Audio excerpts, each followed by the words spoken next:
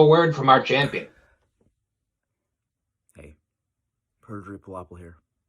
I just want to issue an apology to the fans and to the roster, because I've been champion since the first QAW show. And I've spent the past few weeks locked in a fight with Tommy Jr. Not fair. Tommy Jr. has no wins. He's never won. And I don't want this to come off like I'm making fun of you, Tommy. I respect you. That's why I used your move. It's one of many moves I used to beat you and Lloyd Legacy at the last pandemic. But I can't spend time on you anymore.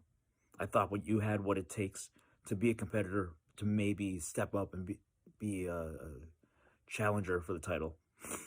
So far, not yet. But keep at it, chump. I'll be waiting for you. In the meantime, Big Ticket, I had my doubts about you because I watch New Japan religiously and I've never seen you ever. There's a guy that looked like you in the back row of one of their recent shows, but that was a trash bag. So, not sure where in Japan you're coming from, but it ain't New Japan. But I was impressed by your win, so I'll be keeping an eye out. I don't know how the commissioner is going to come up with a new challenger for me. Maybe a series of fatal four-ways. I don't know. I'm just spitballing. I don't make the matches. Whatever comes, I'll be ready. That's the truth. Perjury Palabal out.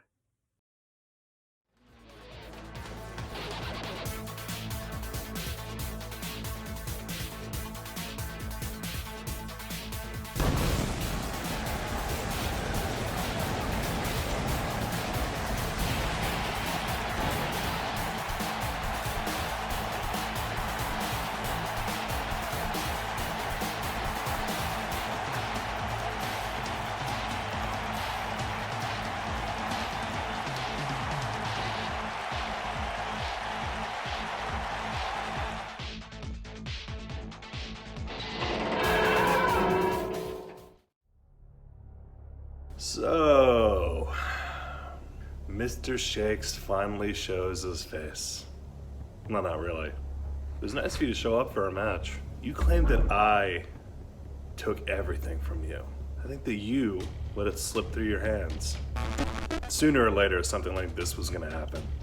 No great leader is without his enemies.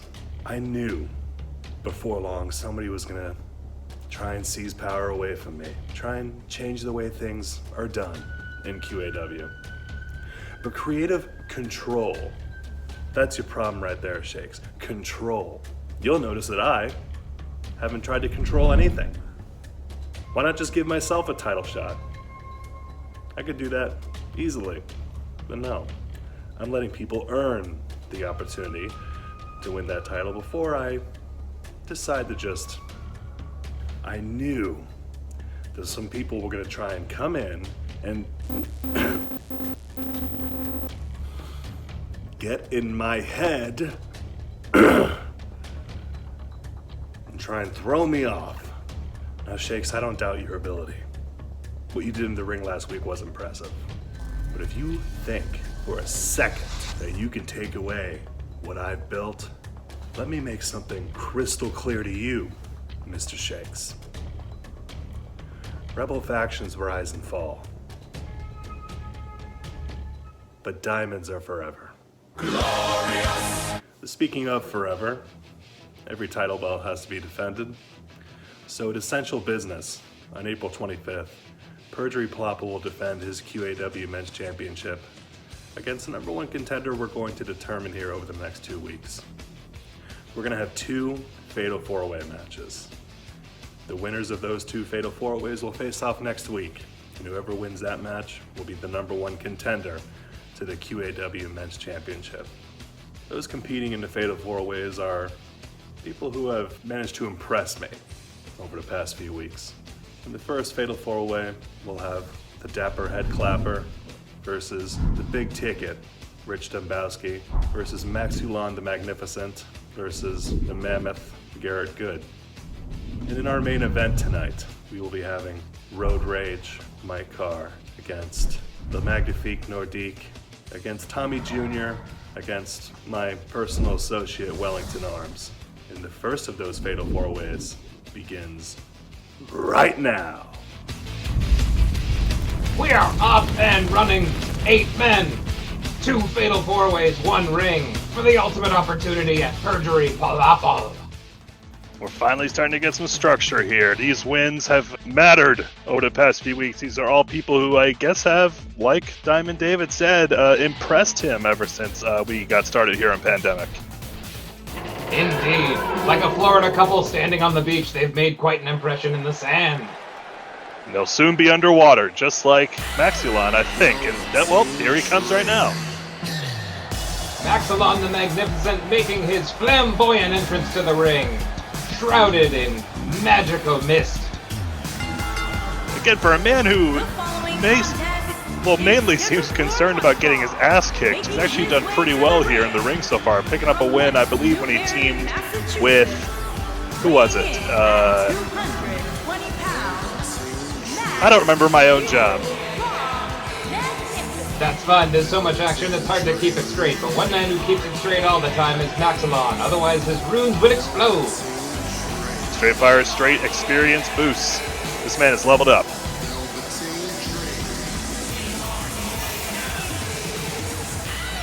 A natural stat boost would be if he were to acquire some brand new hardware, some new equipment, if you will, and that would, of course, be the QAW Heavyweight Championship. Quite an opportunity for a self-described scaredy cat like Maxulon.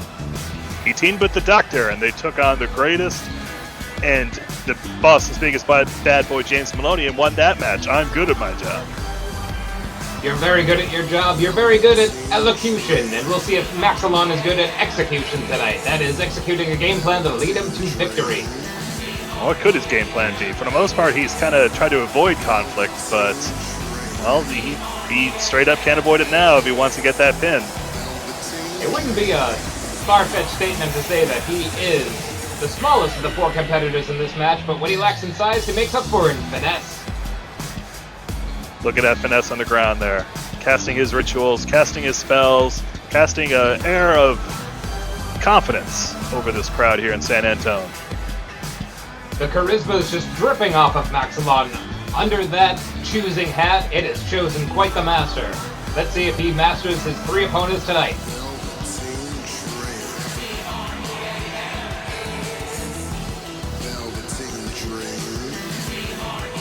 Like the butterflies on his robe, will he flutter his way to victory?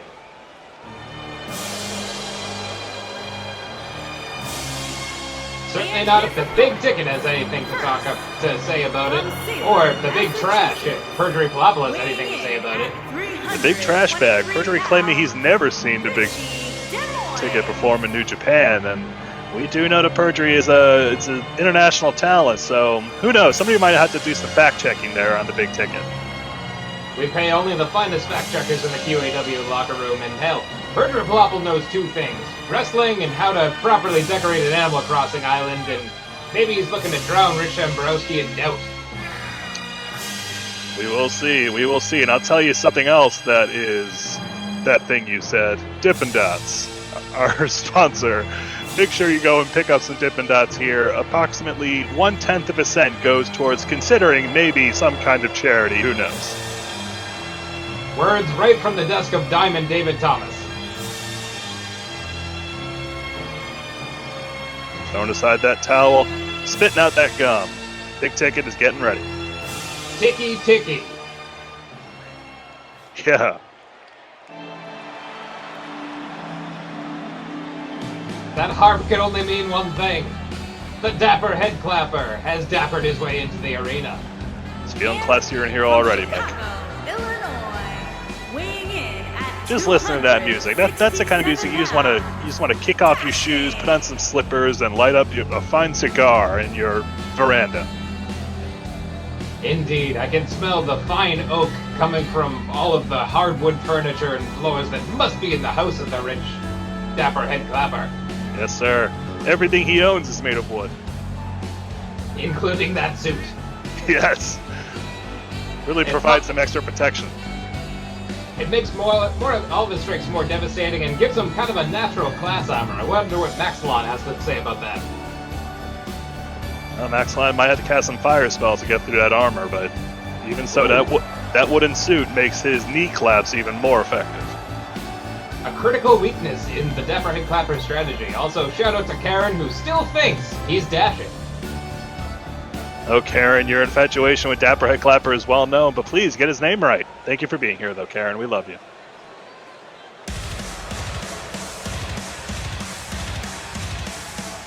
And the biggest member of the generation. He made his debut last week, crushing the Clown, which seems to be... Well, Clown seems to still be in the head of Diamond David Thomas, quite literally, but let's see if maybe Garrett Good can acquit himself here. Indeed, the Mammoth coming out to music. Wow, look at that pyro. Look at it. Looks like Christmas. Who doesn't feel a little jolly when they see a man like the Mammoth coming to the ring? Probably no one. He's very intimidating. He's like Santa Claus if he was ripped instead of fat and mean instead of nice. So really, he's not Santa Claus at all, but he's here to kick ass either way. What an OK Cupid. Yeah. Let's hope he doesn't bumble on his way to victory. Or at least that's what Diamond David must be thinking. Thank you, yes. He'll be lighting up the tinder of action tonight. Your jokes are eHarmony to my ears. Hinge. Christian Mingle. And here we go. Well, it's not farmers only in this matchup. They're about to square off. These guys have a J-date with Destiny. And a clothesline brings down the head clapper and a quick knee strike to the big ticket. We are off and running. Big trip from Maxulon followed up by a knee breaker as the Mammoth and Rich Dembowski take it outside. Oh, quick leg strikes. All four men apparently using the same strategy to take out the wheels of their competitors. Hard to argue with that. And welcome back to Ethan. Ethan's still the only referee that we have here in QAW, and he's doing a great job. The only referee who's immune to the coronavirus. It's only a matter of time until we dissect him for his secrets, but until then, he has a much more important job here, and that's calling wrestling matches. Indeed. We'll be harvesting his blood after this matchup tonight, but he can always grow new ones. Medical science. Grow new blood, Ethan. Grow new blood. Down goes the Mammoth. All that force bringing him right down on the outside. Dapper Head Clapper with a huge suplex on the inside of Maxulon.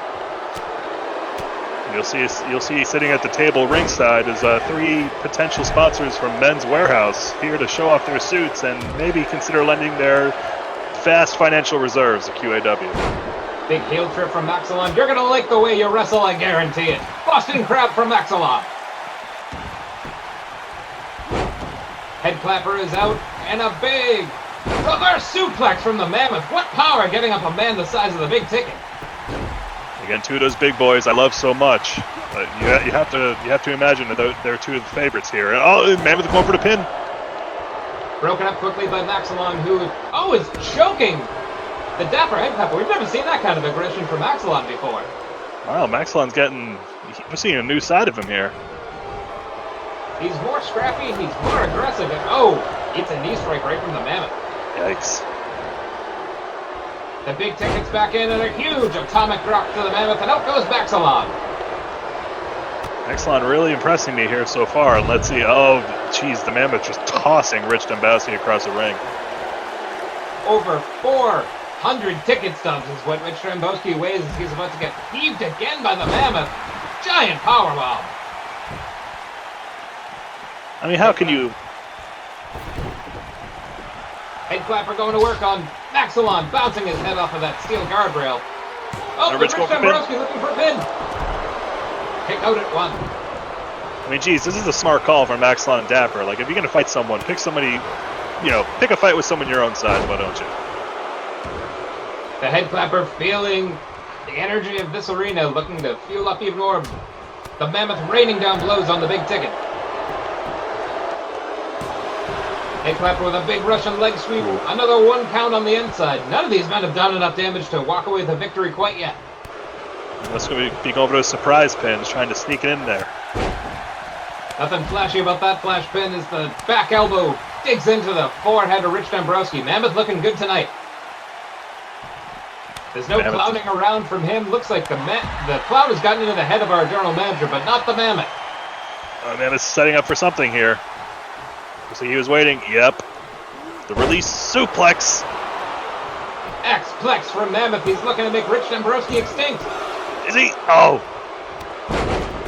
Dembowski out of 2, and down goes Ethan now! Ethan, I think he's been concussed.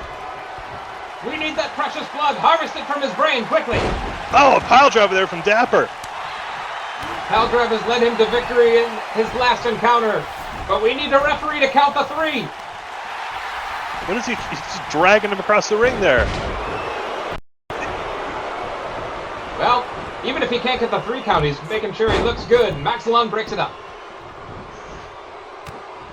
Big, huge setup there to get some leverage, just for Ethan to barely get. Oh my God, Maxulon! Driver on the head clapper. Mike just using his own medicine against him. Maxulon must have cast a steel move spell. And it was effective. A natural 20, dropping the head clapper on his head. Oh, he went to poke the eye at the Mammoth. Oh, but the Mammoth isn't playing games. He brought brawn and steel, and he's using both to... Whoa! Get tripped by Maxulon, who is very impressed with himself. He's very happy about that. Look at him try to be a wrestling taunter. Big ticket. Oh, with a huge attitude adjustment on Maxulon. Going for another. What? 2 in a row, and down goes the Wizard. Very impressive there from Rich. Huge chop from the big ticket. And a rock bottom. Rich has certainly watched his fair share of wrestling. Slamming him all the way back to the Stone Age. Down goes the Mammoth. Now cranking on the head as the Dapper Head Clapper torturing poor Maxulon. Stomping all of his digits. He can't cast spells with that without that hand. That's his spell casting hand. You need those fingers to do all the motions. Indeed you do. Otherwise everything just comes out sideways and out goes the head clapper. Oh, and I think the Mammoth is trying to get he's got Max on the Boston Crab, trying to make him submit here. All that weight crunching the lower vertebrae of Maxulon. Hang in there, Wizard. Oh my goodness! Wow. Looks like he passed that Constitution check and now just raking at the eyes of it. And raking at the back of the Mammoth. Maxulon is feral. Oh, look! What? The most amazing move. Unbelievable. And an eye poke. Maxulon's playing dirty. He's going crazy here. The Mammoth has had enough. Head Clapper has Dembowski on the outside. Maxulon zeroing in on the Mammoth. Wow. It's like a predator zeroing in on its prey, but the prey is twice the size of the predator. The Mammoth's balls have been blown. His eyes been poked. How is he still in this? His animal instincts must be guiding him forward, but Rich Dembowski looking to put some pain on Maxulon, who's fighting off the big ticket as well. Maxulon came to win. He did. He's challenging those big men. Perhaps that tag team victory imbued him with some added bravery, and it's just kind of carried him through tonight's matchup as Head Clapper sends the big ticket in. Well, remember, you have to get that pitfall in the ring in order to win here. It's true. While Maxulon keeps working on the Mammoth, looks like Head Clapper zeroing in on the big ticket. Oh! 2 knees right to the midsection of the Dapper Head Clapper. Big Ticket's trying to figure out what to do next, but nope, he just tosses Dapper. Tosses him right by that wooden suit, echoing off the canvas, and a big knee strike from the Head Clapper. Down goes Maxulon. Looks like the Mammoth has regained his advantage. Never lacking for confidence, Dapper Head Clapper. He's always got to look good and fight good. He's fighting especially well. Just very impressive show of force from all 4 men, especially Maxulon, who's still working on the Mammoth. I think the Mammoth must have underestimated him here. Inside the ring, though. Oh! Beautiful butterfly backbreaker from the big ticket. Head Clapper refreshing himself on the outside. Down goes Maxulon, and oh! Huge capture DDT from Rich Dembowski. Mammoth is still feeling the effects of those poked eyes and low-blowed balls. You have to imagine he's barely hanging on here. Whenever you see an elephant walk bow-legged, you can tell that they're favoring the testicles. And Maxulon busted open! No, he reverses the attitude adjustment. Fighting it off from the big ticket, he's felt it once already, does not want to feel it again. Mammoth coming to the aid of Maxulon. What is happening? And he's been charmed. Oh, and a big release suplex on Ridge Dembowski there. Oh, but a huge ball shot to the head clapper, who's down again. Mammoth turning his attention to... Oh! Huge Mammoth breaker to the arm. That's a smart move. Neutralize the arm so he can't be casting those spells.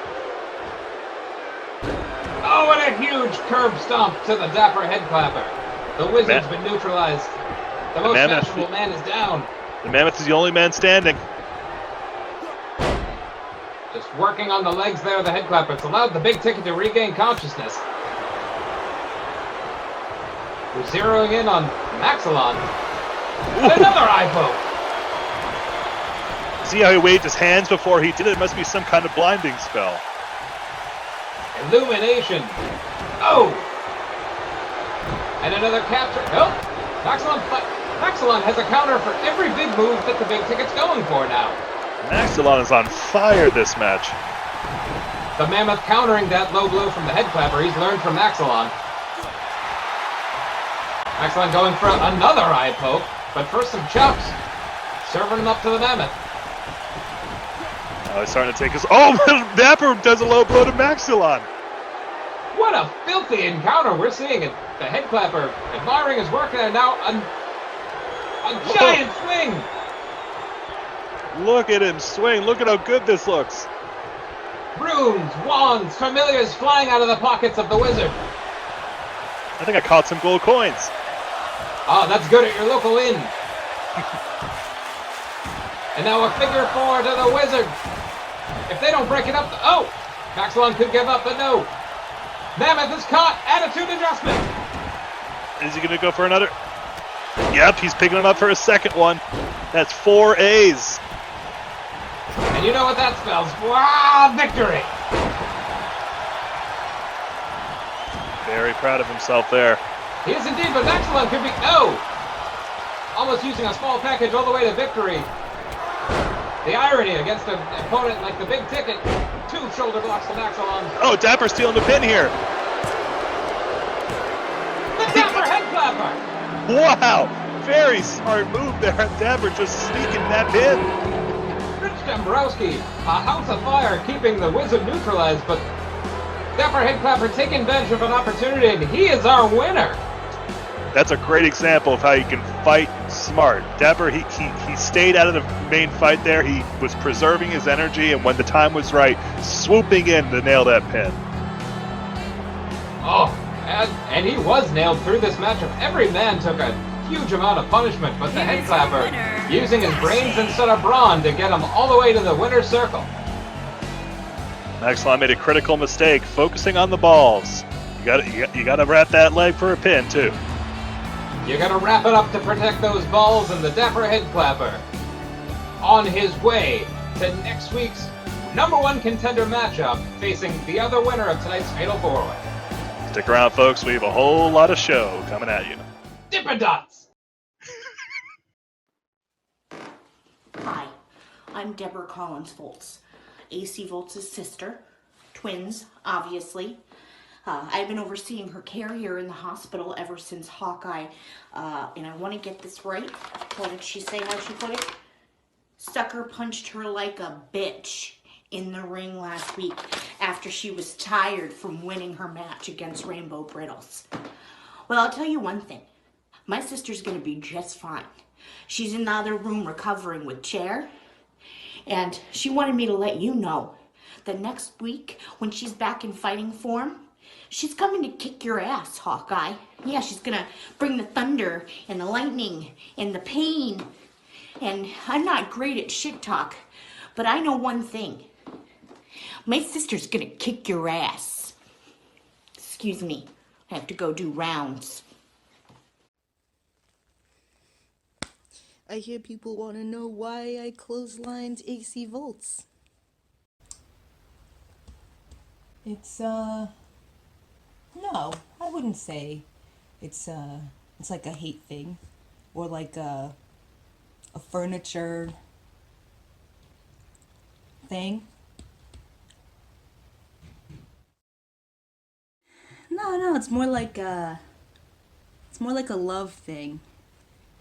Yeah, it's love. It's like, being in quarantine, I got, all this extra time on my hands, so I've been putting them in the dough, you know, and,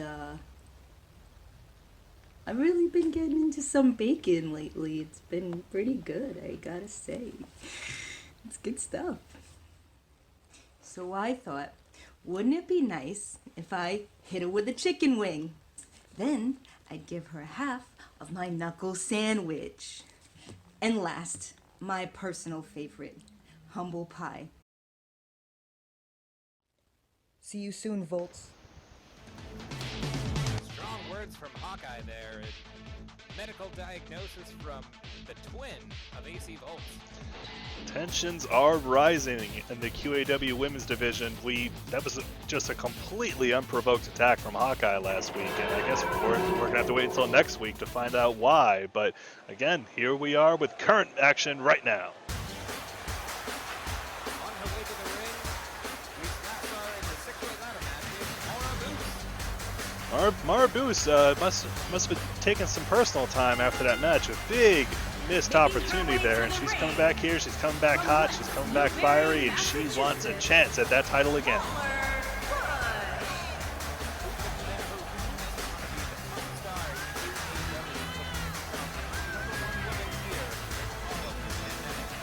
I'll tell you who's the #1 announcer, Karen. Even though mistaking her name for Bush instead of Buse, still doing all right. I don't even know him. I only know vowels.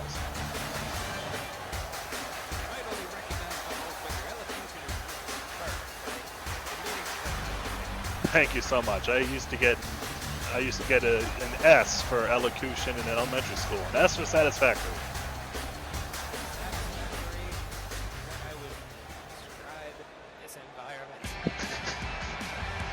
But what's more than satisfactory, I'm so excited for this, the debut of our newest women's competitor, Lilac Dream.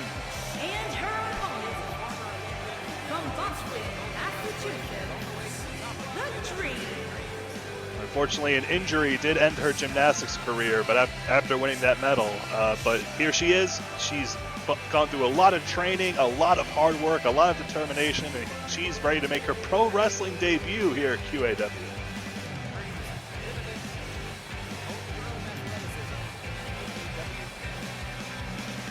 Look at that, just contagious energy, contagious optimism here to make her mark. A lot of people are kind of mixing and matching a few different looks, but Lilac Dream looking well put together tonight as she squares off with Maura Buse. You can appreciate it, and here we go. You know Ethan does. Already a quick high left forearm. Hard knee, counter left forearms. And a huge blow from the Dream, off and running.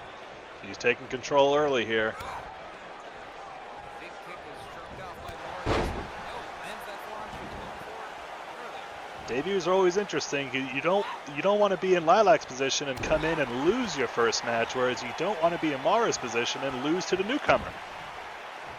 Both with a lot to gain from coming out on top, and no water in the pool. That's it. Splash, Maura Buse taking a bath of pain. That was a big chance there on Maura's part. She's trying to end this early, I bet. A huge stomp from Lilac, showing some quiet skills there, looking to zero in on her opportunity to take advantage. Buse in the corner, big flying drop. And a huge flying hit. Lilac Dream getting herself very well with her debut. Out of position for the count. Ethan, jeez. Apparently it could have been a 3 count. That works very much in the favor of Maura Buse. Just another layer of competition is the incompetence of our referee. But Ethan, we still love you. Hope you're doing all right.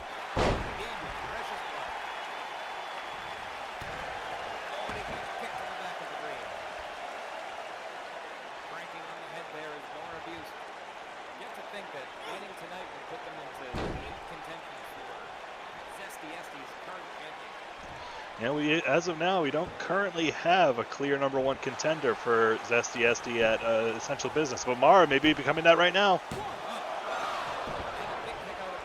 becoming tradition in QAW. If you are not one down enough, you kick out at one before you are. Got to show off that big D.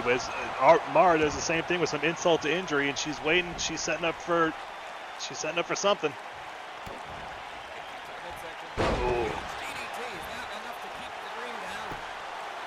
She doesn't want to go out that early, does she? Oh, kicks out. Will not go down. She's not on the practice squad. She's varsity. She's a former Olympian. Huge shot to the ribs. From the green. Huge. Now she's going back up. Well, she's going up top. We've seen Maura take to the skies and now Lilac. Looking to try her luck from high rep this time. Ooh. Huge elbow to the spine. Directed right in that spot as Maura was trying to climb to the ropes or maybe even climb out and escape that. Positioning is everything. Any marketing professor will tell you that. Oh, with a master's in pain. But again, you have to imagine Zesty Esty back there, our current champ. She has been sort of out of the spotlight recently, but she's been watching tape. She's studying her competitors, and she's going to get ready for that title defense.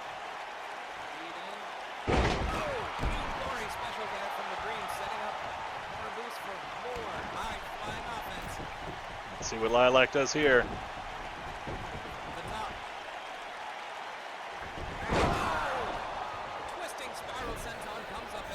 Oh, judges have to give that a 1 out of 10.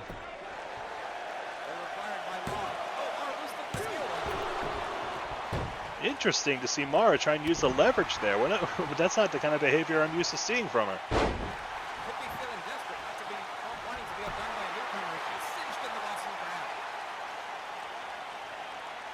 Boston Crab, a bit of a favorite move here amongst QAW wrestlers.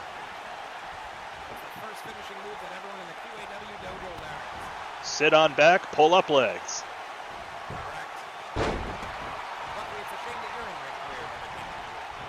Well, in the very first match, I ended up concussing myself by, well, you know what? I don't want to tell the whole story. I'll save it for next time. I never bury leads.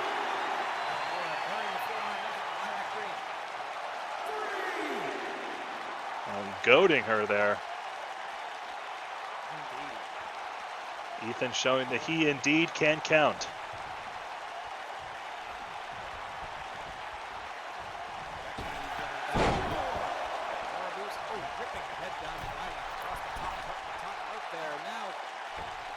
Ooh. She's trying to crush little Lilac. Oh, but big counter there, jawbreaker.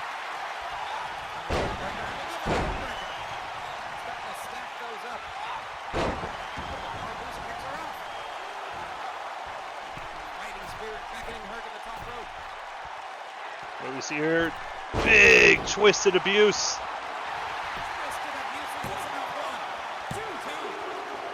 Ooh. Huge kick out at 2.9 out of 10. Look, a millisecond there. Good God.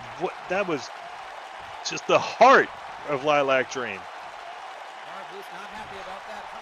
Rub the rookie's face in it by making her taste the bottom of her boot. Trying to show that she's not lacking for confidence still.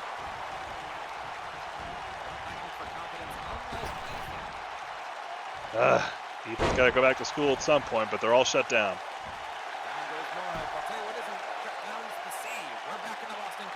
Yeah. Trying to make her tap. Sit on back, pull up legs. It's just not working so far.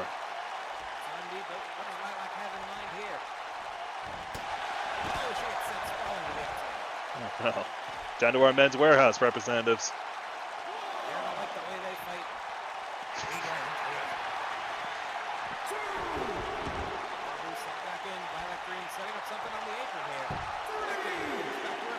Oh, we're about to see some impressive stuff. Ethan, what were you doing? Ethan getting it away there. than sympathy for Maura. Buse taking the bullet for her, but that is not good officiating. Ethan, you have to be impartial, but Maura's going to the top rope again. Overcome with emotion, just like Maura Buse riding this wave. Missing the forearm there. Bit of an odd target there. Walking on sunshine. Whoa! And here comes Lilac Green. And a shot to Ethan for getting in the way. Jeez. You deserve it, Ethan. He knows it. Oh, big hamstring. Stretch there to the Lilac Green, who's hobbling down the middle. Surprise codebreaker. Is this enough? Third code breaker.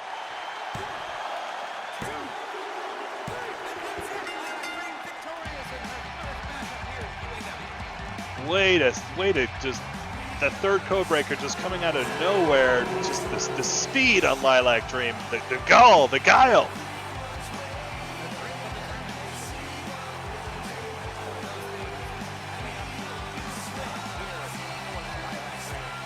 A huge win for Lilac Dream, but a huge loss for Maura, losing that initial ladder match, and now this too. What kind of headspace does that put her in?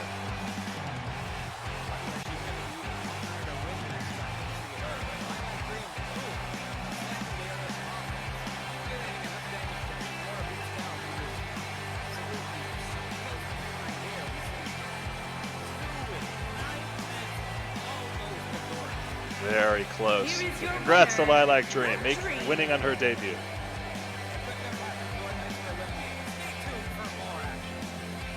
Oh yeah. Dippin' Dots. Hey, you. Yeah, you. Has this ever happened to you? You're trying to wash your hands, you test the water temperature, it's fine. So you suds up and go about your business. But you got an old faucet and you didn't leave the handle in the perfectly right position, so it's slowly growing scaldingly hot. Now you're scrubbed up and ready to rinse, but that's not gonna work, idiot. What are you gonna do? Try and adjust the faucet with your slippery, soapy hands? What is your other option? Leave? No. You call me. I'll come help adjust your faucet. Seriously. You call, I pick up, I'm in my car, on the way. I'm already there, I'm at your door. Hey, it's me. You call me to adjust your faucet. And the door is locked. You gotta open the door. I'm here to adjust your faucet. Okay. Now just come on. I'm here to help you. I'm here to help you. You just gotta come over here and unlock this door. Unlock the chain. Come on. Come on. I'm here to adjust your faucet. Come on. Just let me in now. Come on, buddy. You gotta let me in. You gotta let me in. You gotta let me in this door. You gotta let me in this. Let me in this door, please. Call me.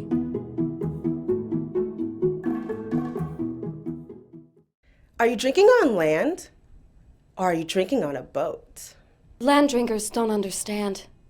But you do. Spiked seltzer. It's for boats. The only alcoholic beverage made exclusively for boating. And only boating. It's not for the park. Don't take it there. It's not for a backyard barbecue. It's just for boats. Don't drink it at your cousin's baby shower. Unless it's on a boat. Nothing's more nautical than alcoholic seltzer. You can drink spiked seltzer anywhere. On deck, below deck, port, starboard. As long as it's on a boat. Can I take it on my canoe? No, not that kind of boat. Can I drink it on Godzilla? No, not that kind of boat either. Can I drink it on my yacht off the coast of Santorini? That's exactly the kind of boat. Spiked seltzer. It's for boats. We are back with tag team action. The terrible twosome of Gentleman Doug and Fear itself taking on a farmyard duo. I was born the child of this darkness. There was only one thing that held me back. The only thing left in the light, hope. But you took it from me. You stole the only thing that kept me at bay. You have no idea what you did. I tried to warn you, but you just took it anyways. Who I used to be was lost on that fateful day, and Mr. Shakes, the emissary of the hopeless, emerged and nothing will ever be the same. A reckoning is upon you all. Every single member of QAW will eventually feel nothing more. We began last week, and the Doctor and the Nightmare Gentleman will continue it this week. Beware, QAW. We are creative control, and we are here. You will all feel my wrath.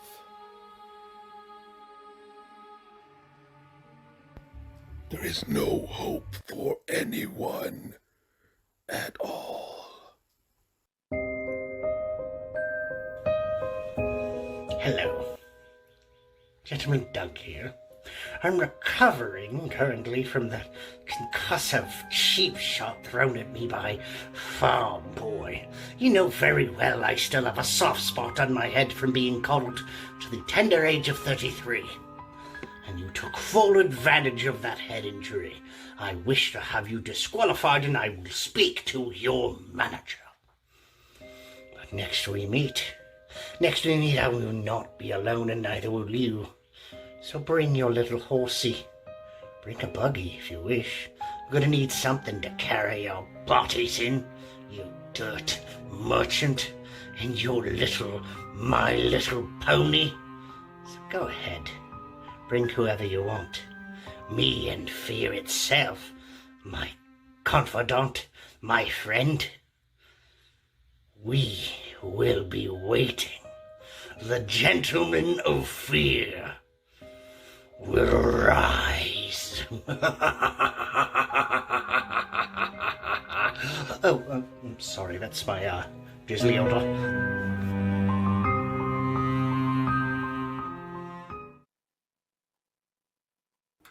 They're always happy to come up in the morning. Time to eat. A man and his horse. How cute. If you're looking to get into horses, understanding what horses are like and that they're nothing like humans in the way that they interact with one another. They are something extra special. They are prey animals. Animals. I smell your fear, horse. And your fear, Farmboy. I smell them both. You reek of it. Horse psychology and behavior and understanding how to talk to them. I'm going to wake her up a little bit. You'll see I'll raise my energy. There we go. That's a little trot. You lost me once, Farmboy. And horse. You hurt my friend. You hurt the other Nightmare Gentleman. It's over for you both tonight. Well, we're going to have 15 obstacles there on the course, and they are preset obstacles of what I have chosen from my history with doing obstacle challenges over the last 10 years. You think you can stand up to the Nightmare Gentleman Animal Farm? You think you can stand up to creative control? We will destroy you, because fear and evil are combined, and they will weep over your corpses. Goodbye, Animal Farm. Goodbye forever. Going to the family home of Andrew Mayer to get into the heads of the animal farm. What dastardly deeds! God, they got Josh Ewan in on it too. Jeez. Josh Ewan, and you saw it, folks. Family Day is this Saturday, but tonight is Action Thursday. Just I don't even know what to say after witnessing that. Fear itself is an editing horror. And just a case study in getting into the minds of opponents. And now we actually understand more of why there's a top hat to Gentleman Doug, that coddle spot. That's his weakness. Yes, protecting himself after getting hit by that pipe when Andrew Mayer interfered in that match between Farmboy and Gentleman Doug, and he clearly is not over that. Well, I dare say I wouldn't be either if someone took a cheap shot at my head. Sorry again about that, Mike. That's alright, Buckley. Sometimes you gotta keep a man in line. There they are. The Nightmare Gentlemen. Two parts of creative control under the authority of the shadowy Mr. Shakes. Indeed, fear itself being beckoned to the ring by Gentleman Doug. The Nightmare Gentlemen are here. We haven't seen a whole lot of in-ring stuff from Gentleman Doug due to that interference, but fear itself has just been a monster in the matches we've seen. Indeed. Karen calling them the faces of fear. Close enough, Karen. I'm pretty sure that they certainly are the faces of fear. I can't call her out on that one. If this were the Olympics of announcing, she would get a bronze medal, but we'll go ahead and ask the Lilac Dream about that. We'd also like to send our best wishes to Chair. Being caught in the middle of a love triangle is never easy. The chair has 4 legs to stand on. I hope the chair will be able to make do. I hope the Animal Farm will have legs to stand on after this. These nightmarish foes are looking to break them in half. For the first time, we're seeing the official debut of the new tag team Animal Farm as Andrew Mayer the Horse, Bojack Horseman, runs to the ring. You gotta warm up a horse like we were seeing in the video earlier. Wow, that's more than a trot! Ooh. And Farmboy following suit. Look at them go. Surprising agility from a horse and its farmer. Very impressive. These two mix strength and speed. It's a dynamic duo, and you wonder if this amount of kinetic energy is going to be enough to bring down the nightmare duo of Gentleman Doug and Fear itself. Andrew Mayer and the Gentleman starting off, and here we go! Oh, bouncing off of Gentleman Doug. Gentleman Doug looking to get a little bit more revenge than he'd gotten last week. Oh, Fear itself! Oh my goodness! But immediately! Wow! They're taking this fight to the outside. Just as you said, Buckley, immediately they're looking to brutalize the horse. I think they're trying to make a statement here that Farmboy, nobody can help Farmboy. Statement made. Oh! But a big back body drop, big back suplex there from Andrew Mayer looking to reverse his fortunes. All right, yeah, Andrew Mayer not to be taken so lightly. Absolutely not. Splatting Gentleman Doug against the mat. Itself watches on. Big hoof to the head. Oh, and a knee to the leg of the horse. Again, dastardly to attack a horse's legs. Hoof head was my nickname in high school, Mike. We're a long way away from high school, but oh! You wonder if one of these men will be put in metaphorical detention, or literal. That count's going up. Can we see a count out just this soon? We could if Ethan reaches 10, his favorite number. But they are back in the ring. That's how many of his fingers are clasped. And how many of his toes are webbed. And Gentleman Doug continues to put the boots to Andrew Mayer. Ethan very good in a pool, but he won't sink. Not to the level of these dastardly folks, Gentleman Doug and Fear itself. Seems like creative control. Really starting to, oh, big haluva kick to Andrew Mayer's face. Just right across that long face, grinding his boot across. This is the first time we're really starting to see creative control show some unity with these two officially teaming up. I guess they are here to stay.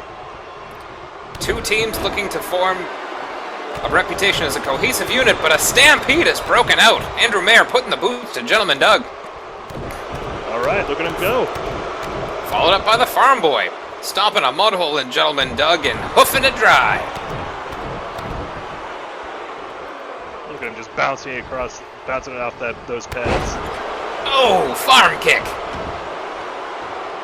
Andrew Mayer whipping in the Farmboy with the force of a mighty stallion, but broken up by Fear itself, who eats a white horse leg sweep. Andrew seemed to not be able to stop Fear itself at all. Fear ran right through him to break up that front. It's hard to stop Fear itself. He's a concept and a man, and a muscular one at that. Bicycle kick avoided there by the Farmboy, and a big reverse DDT. We We did see Farmboy acquit himself very well, actually, in that fight against Fear itself. He did ultimately end up losing in particularly gruesome fashion, but you can't say that. Oh! Big seed plant. Right on the caudal spot. Gentleman Doug might be out. That might cause permanent damage. Farmboy's going nuts. Very proud of his work, and who wouldn't be? Oh, but a haluva kick from the Farmboy. Gentleman Doug not being kept down so easy. Bulldog to the Farmboy. Gentleman Doug's been in this match the whole time. He hasn't had to tag in Fear itself yet. Surprising tactics that Gentleman Doug, easily the smaller of the two, has not tagged in Fear itself. To your point, Buckley. Maybe he's got something to prove, but oh, he's going for a ride. The Farmboy spin. Oh, TKO. The irrigation circle, that airplane spin into a TKO. Very impressive move here. Going for the pin. Is that going to be enough?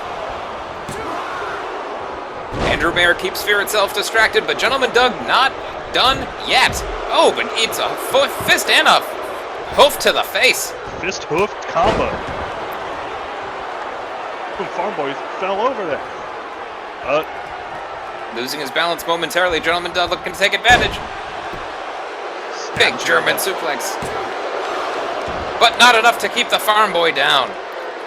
Smart tactics on Gentleman Doug, just stacking up the larger Farmboy on using his weight against him, pressing that against his upper shoulders. Gentleman Doug has been very impressive so far. Again, he has not tagged in Fear itself once. He hasn't. Fear itself may have just left and vacated out of a little bit of being put off from not being tagged in at all, but Gentleman Doug takes flight. And no, misses the stomp. As Fear itself rears his ugly head. Huge seed plant coming up. Yes! 2 seeds planted. Full garden. Indeed. Better Homes and Gardens has never seen such a... Whoa! A vegetative display. Powerbomb. But broken up again by Fear itself. And a bulldog to Fear itself. Lots of bulldogs tonight. This could be a classic move they learned in day 1 of training camp. Huge bicycle kick there from Gentleman Doug. Planting those white suede shoes. Any momentum that Farmboy gets, the Nightmare Gentleman just shut him down. Hard to keep any kind of traction going.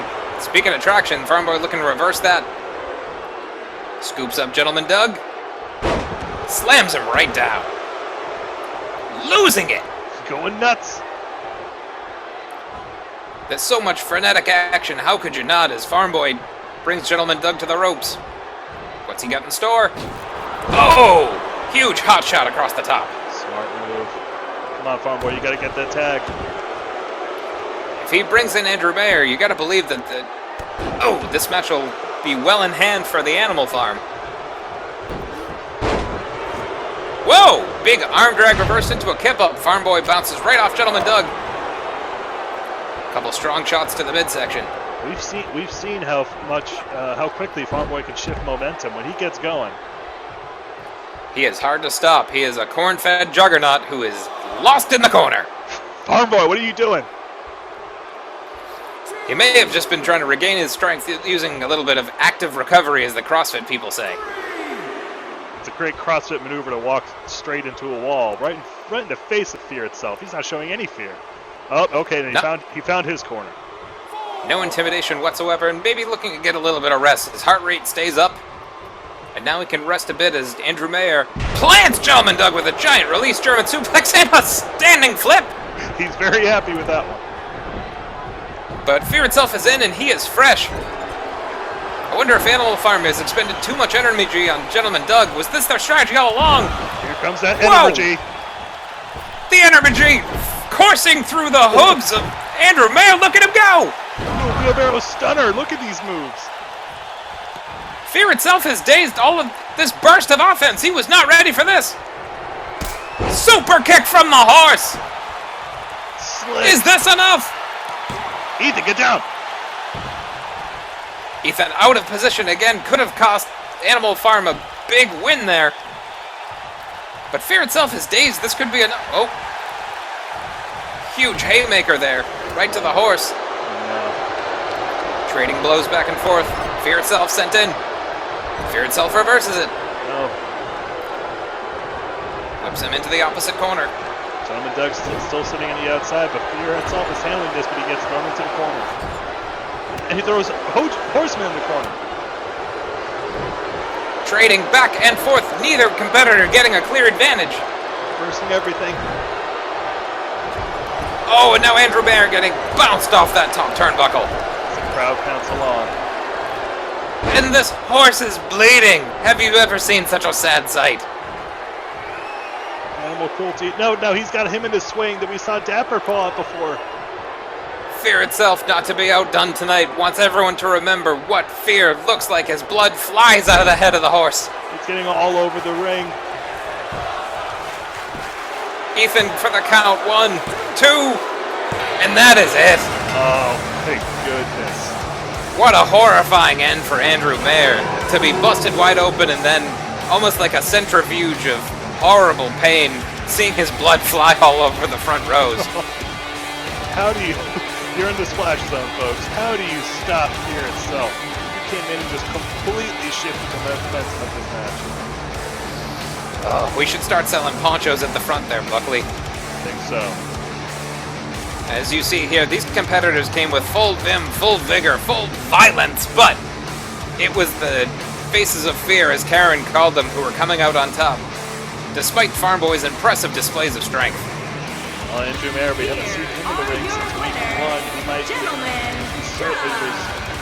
You couldn't be more unlucky than to go up against Fear itself in your first time down. That's absolutely correct. Fear itself undefeated here in QAW, and Gentleman Doug picking up his first victory as well. What's next for Creative Control? And now we have singles action with the Falcon taking on... It's me, the greatest guy in wrestling in the history of our great sport. He beat you to it. I want to take you on a trip down memory lane to this moment. The moment that I became 1-0 in QAW. Things were going great. I was the greatest.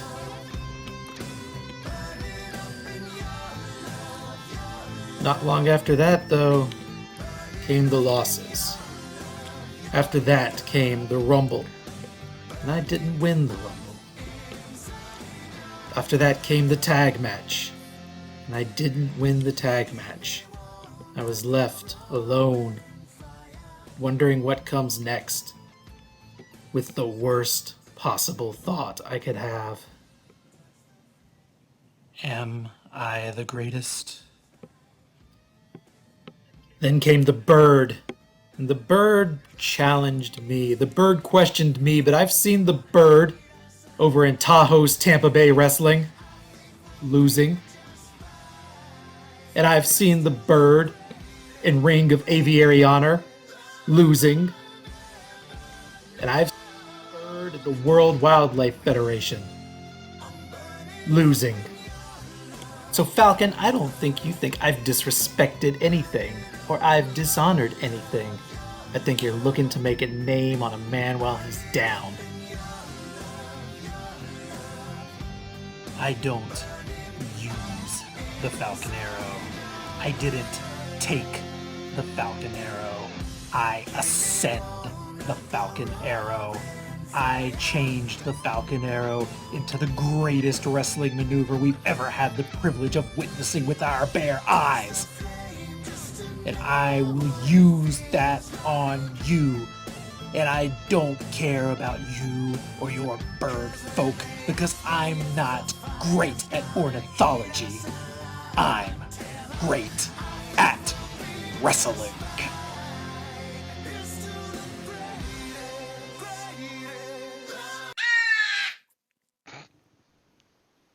Say, little friend, how do you beat a man who calls himself the greatest? Oh, that's right. Hello, Ben Moser. You know me very well. The former featherweight Tahoe Tampa Bay champion. Former Ring of Aviary Honor champion. Falcon here, with me and my flock. You know there's nothing more dangerous than a cooped-up bird in a cage. That's why I'm coming for you and for the honor of my flock this Thursday. I know you don't give a damn about tradition or heritage when it comes to we bird folk. I know that people like Mike Diesel don't give a damn about heritage, but I refuse to let a word like heritage be a dirty word. Some people might say I'm looking past you, Ben Moser.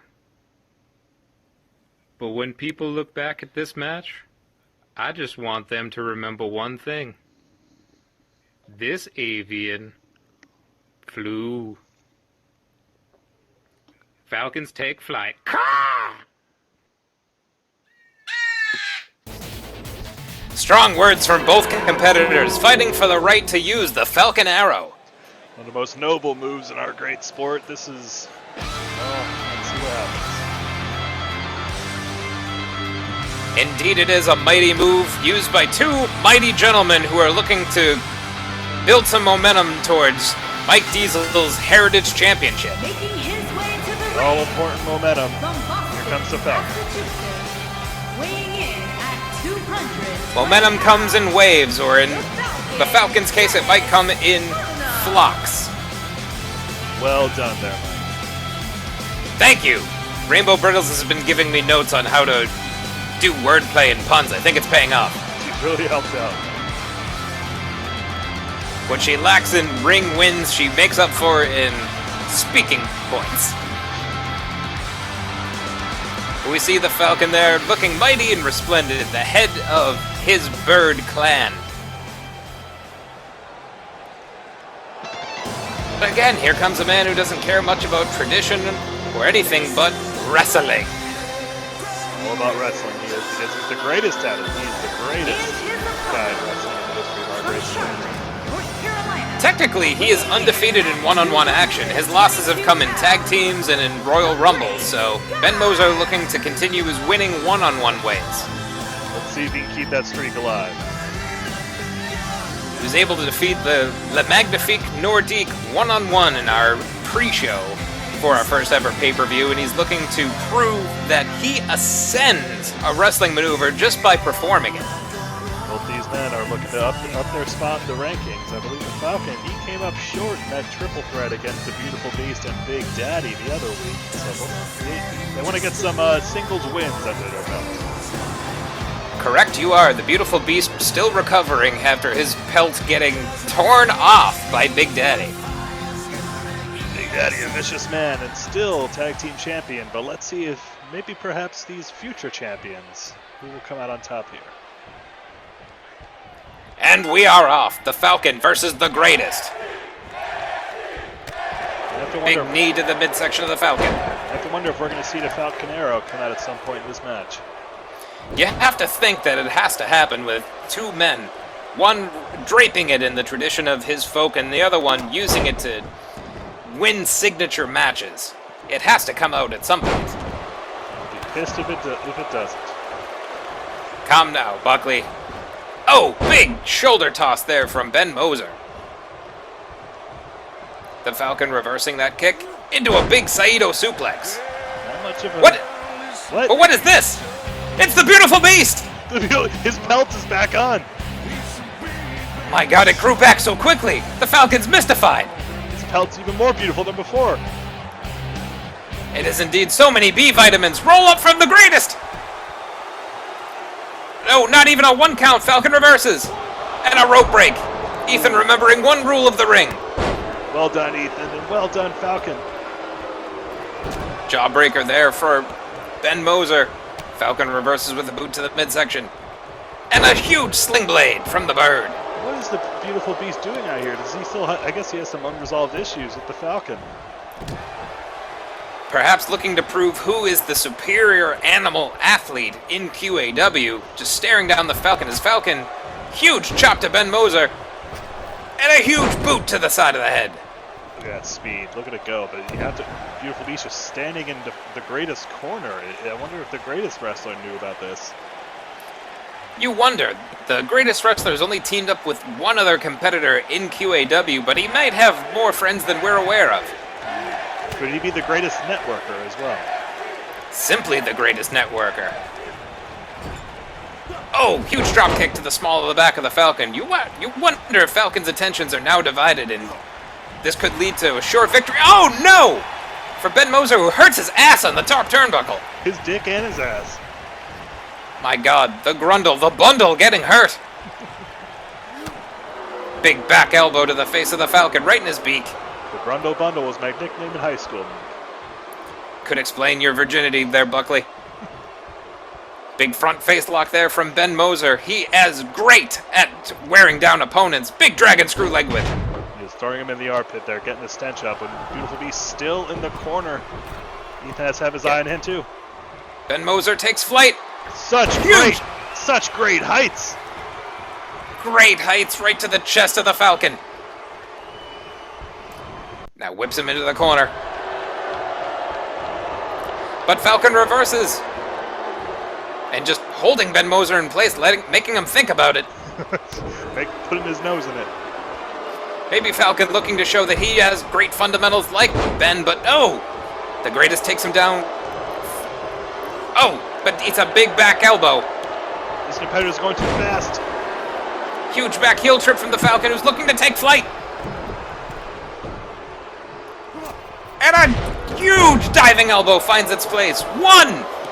No! The Beautiful Beast ascending to the apron, distracting. Could the Falcon have had this one won? He very well could have, but he's going right back up top.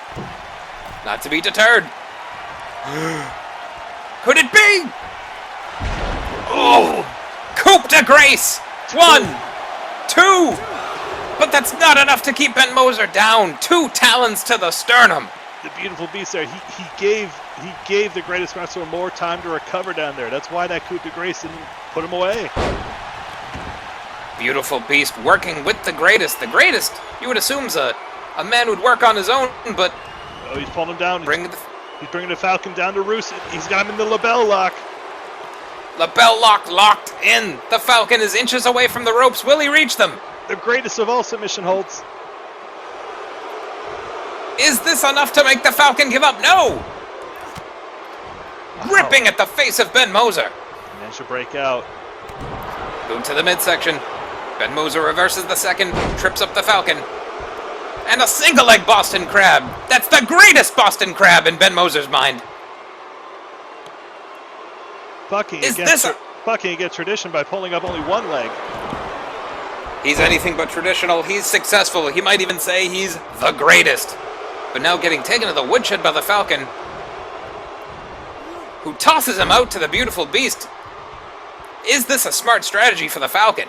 Well, if the Beautiful Beast gets directly involved, he'll get thrown out. So, you know, he's just... you wonder what he's doing. Huge forearm there to the Falcon. Falcon reverses with a strong left hand. Forearm reversed. Beautiful Beast just playing mind games out here, not getting directly involved wisely. Ooh. Huge German suplex with the bridge. But again, the Beast ascends to the apron. The Beast will not let Falcon get a fair count here. Falcon apparently has had enough, having some words with the Beautiful Beast in a language we can only assume they understand. Birds and gorillas share the same lingo. Beautiful Beast not happy with what Falcon called him. He's flipping out. Now he's leaving. All you need is the right combination of grunts and an ape will just take off. Wow. Planet of the Apes. I don't have a way to finish that reference, but he's setting up for something. Oh! Stomping the shoulder bones in of Ben Moser. Is this enough? There's a bird of prey. The bird of prey not enough to keep Ben Moser down. He really is the greatest at kicking out. Falcon brings him up. He's not getting deterred. Look at him. He's coming back.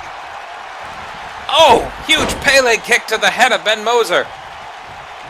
Falcon looks like he's swooping in for the kill, but no, Ben Moser kicks him off.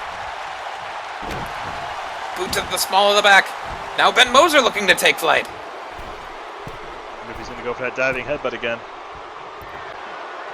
And he nails it! Flies from such great heights. Really impressive way he turned his head around there. 1, 2. No! Neither men staying down from the signature offense of the other. They have something deep to prove. Is a Falcon Arrow going to be the only way to end this one? How do they have anything left? How indeed? Oh! Bird mutilation from Ben Moser! Ethan! God!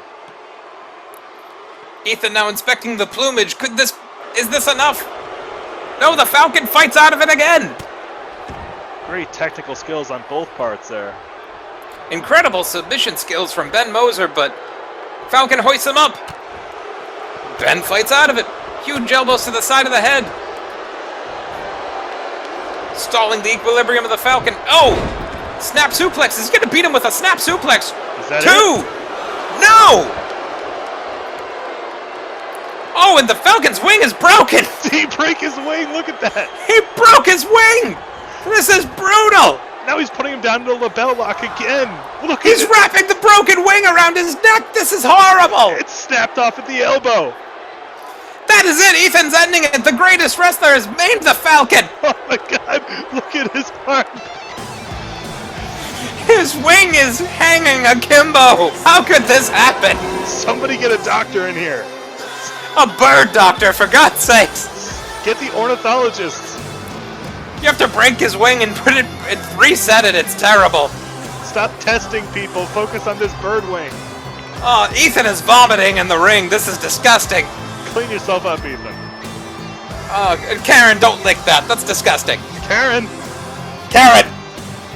Get away from there. Oh, but Ben Moser piling on the pain, diving headbutts, all softening up the Falcon for what, maybe we should have seen coming his hollow bird bones snapping after the suplex.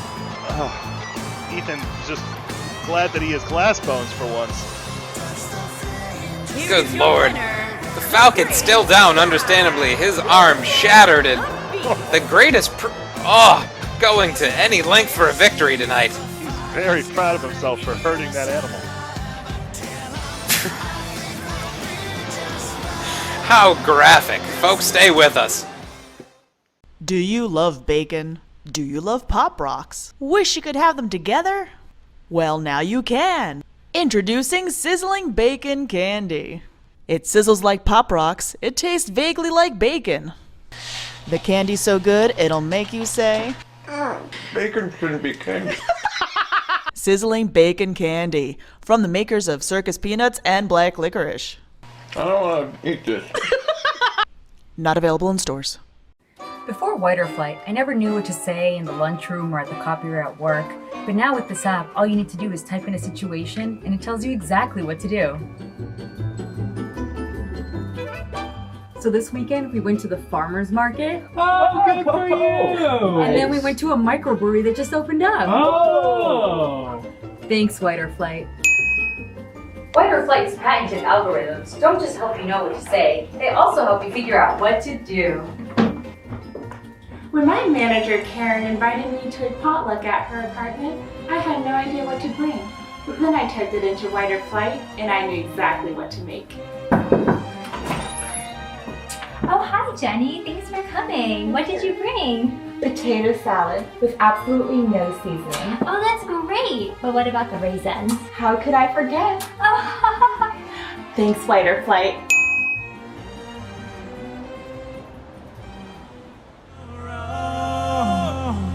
Cause we all just wanna be big rock stars who live in hilltop houses driving 50 cars. Hell yeah!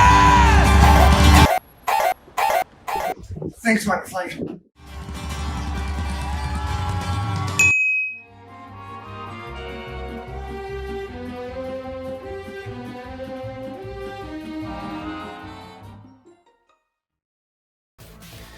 Folks, we apologize for that graphic display, but one man who has a stronger stomach than I do. Here comes Boston's biggest bad boy, James Maloney. Coming out to the ring for what he wants to say. This could be pretty impactful. Promoting his favorite kind of pin on the edge of the ring, the bobby pin. The only kind for the Boston's greatest bad boy. Thinking about what he wants to say. QAW, you are here with Boston's biggest bad boy, James Malone. For too long have you been disrespected. For too long have all of us been disrespected. Disrespected by you, but by creative control. Yeah, that's right. They're rescheduling matches, making their own matches. This has gone too far. It has to stop. Please don't mind the subtitles. Brett doesn't know what he's doing. Brett's too worried about keeping track of promo combo points. It's a score that only he's keeping track of, but that aside, Wellington Arms looks like he's going to be joining Boston's biggest bad boy, the Generation, sending out their most metallic member. We're going to see him in the main event later tonight. Indeed we will. What words does Wellington Arms have? He'll be letting us know shortly. Apologies for the long interruption. You're a smart man, James Maloney. Creative control are a bunch of creeps, freaks, and weirdos. Now I'm glad to see that cowardice has not gone unnoticed. You smell and look great, and you clearly have a good head on those broad shoulders. I want to hear more from you, that beautiful face. Tell me what you're thinking right now. Take a second. I think creative control's disrespect has gone too far, and it ends here. Me and you, that's the type of respect that's gonna take down creative control, because we get it. By the way, your beard is so nice, and your arm shiny. Man, I shine my head once a day using wax, and I shave daily. I bet you use an arm wax, don't you? You can let me know. What a love fest. I knew you were using some kind of wax on there. I'm a pomade man myself. I hand polish the arm daily. I'm getting tired of someone having to beat the clown every goddamn week. But I know with our powers combined, we can shove that beak of his back into the mat, through his skull, and rid ourselves of the problem. You need to tell me where you got those sunglasses, because I know for damn sure it wasn't the Sunglass Hut. Was it the Sunglass Hut? These babies, they're prescription. I got them at Warby Parker. There's one on Newberry. It's more than just the clown that needs to go down. It's the doctor, it's fear itself, it's Mr. Shakes, and if joining the Generation is what it takes to knock them down a peg, I'm in. If they don't like it, well, guess what? Too bad for them. Too bad. Too bads. Alright, it's settled then. The bad boys teaming up with the Generation to help put a stop to that upstart freak show. You and me, we're gonna look so good crushing all those who stand in our way. Gonna do some proper wrestling shite right here. And just so you know, I'm stealing that neck stretch. I've been having deltoid tightness and you open my eyes on that one. Now to keep up the element of surprise, I'll pretend to assault you as I leave. Just know I love you very much. What was that? Wow. It looks like James Maloney, the Wellington Arms wins. It looks like James Maloney's part of the Generation now. Well, by winning that, he's in.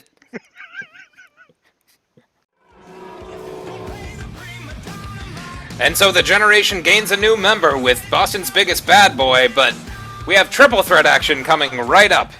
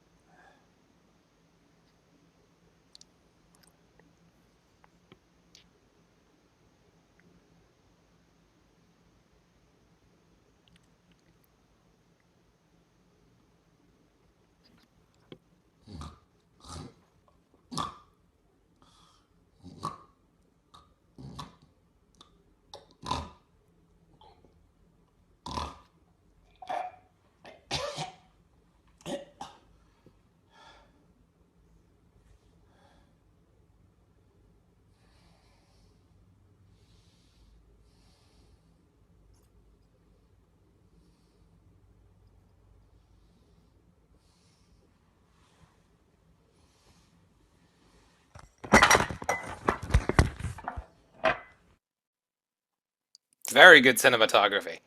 Strong words from two of our competitors.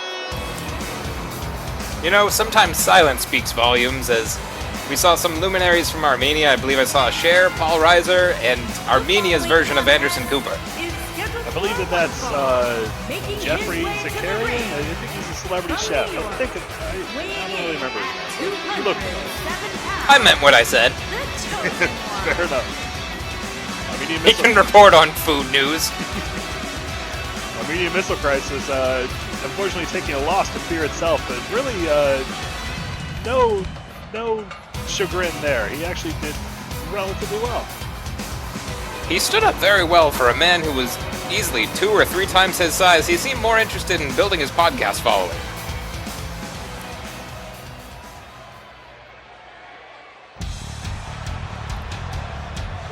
Speaking of another man who has his thoughts and concerns about more millennial things.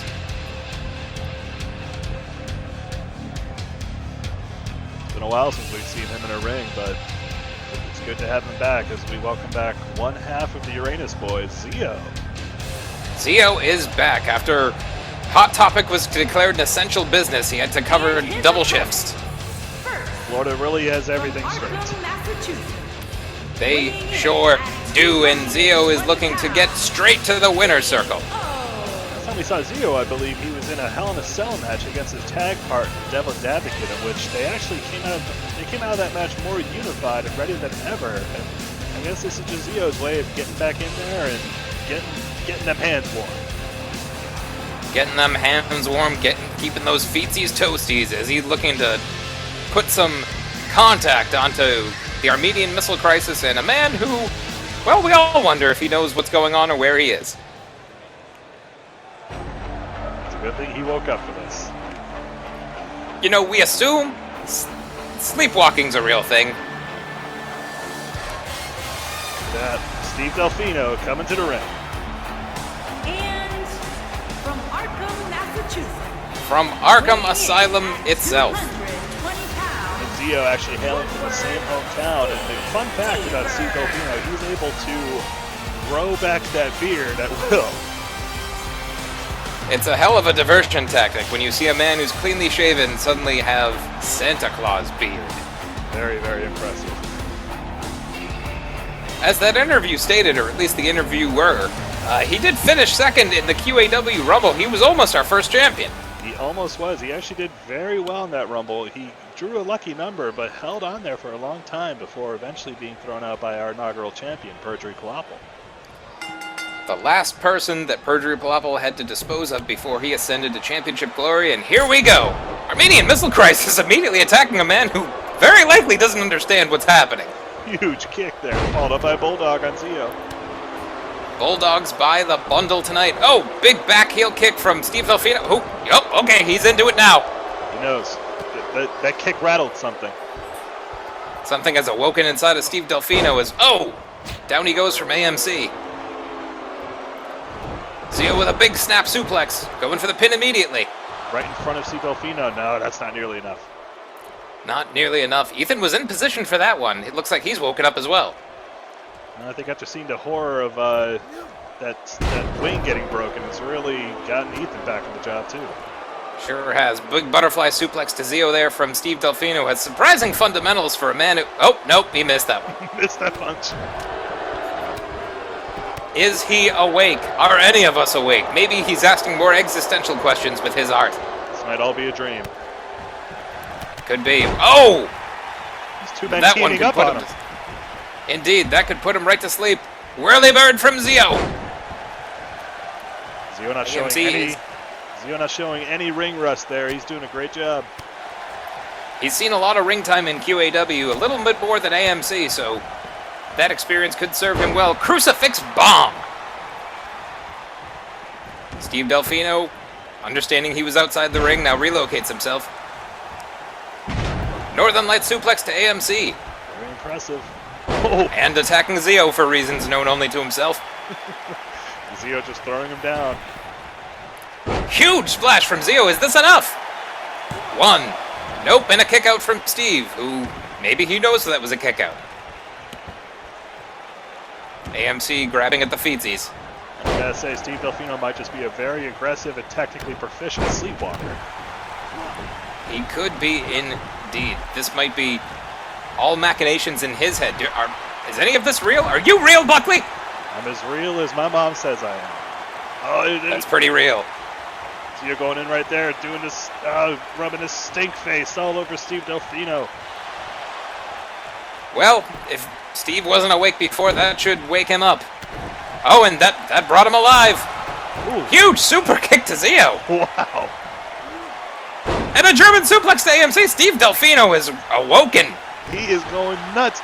He's locking AMC into the accolade. The accolade. The accolade from Steve Delfino. If Zio doesn't break this up, that's it. AMC taps out. Holy shit. He may have just, in instinct, lashed out at AMC, but Zio is not happy about this. Zio's pissed. As he should be. He came to compete and win, and Steve Delfino just robbed him of that. Steve may not even remember this tomorrow. But he's a winner nonetheless. He finished second in the Rumble and is undefeated now in triple threat action. Wow. It's the second big loss for AMC. Steve Delfino came alive after a man's ass was whamped right in his face. That apparently just hulks him up. Wow. You know, Popeye had spinach and Steve Delfino had a butt crack. Zio, again, as we saw, look, flipping off the crowd and then right into Hurricane Rana. Here is your winner. Steve Delfino is victorious. There's no taking away this victory. And that fan, Steve's his hero. Wow. I was not expecting that tonight. I don't think any of us were, especially not that guy. Either out of the way. Ether wandering into a shot, but don't wander away. We have more ahead. Right off of the heels of Steve Delfino's victory, we now have the Doctor taking on the Reverend.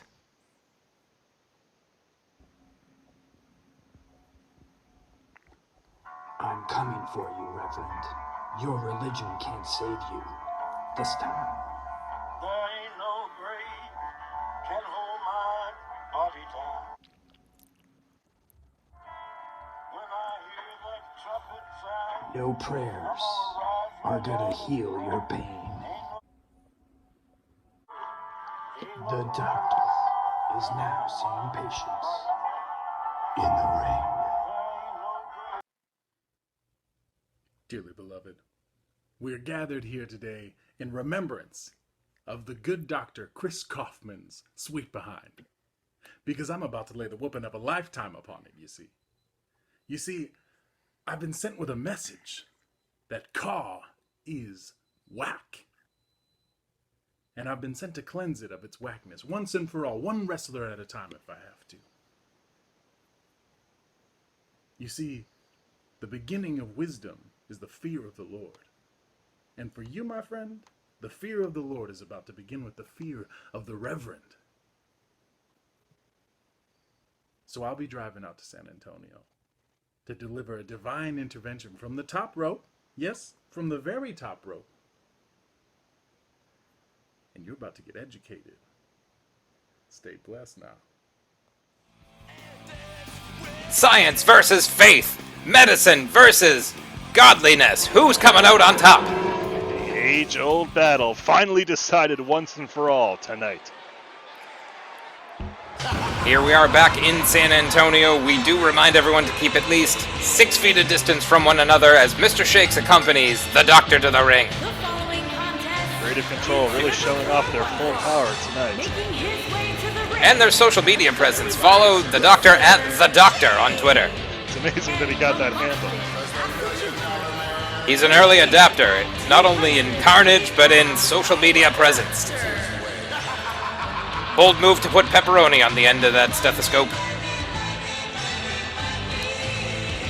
The Doctor's cackle just fills the entire arena.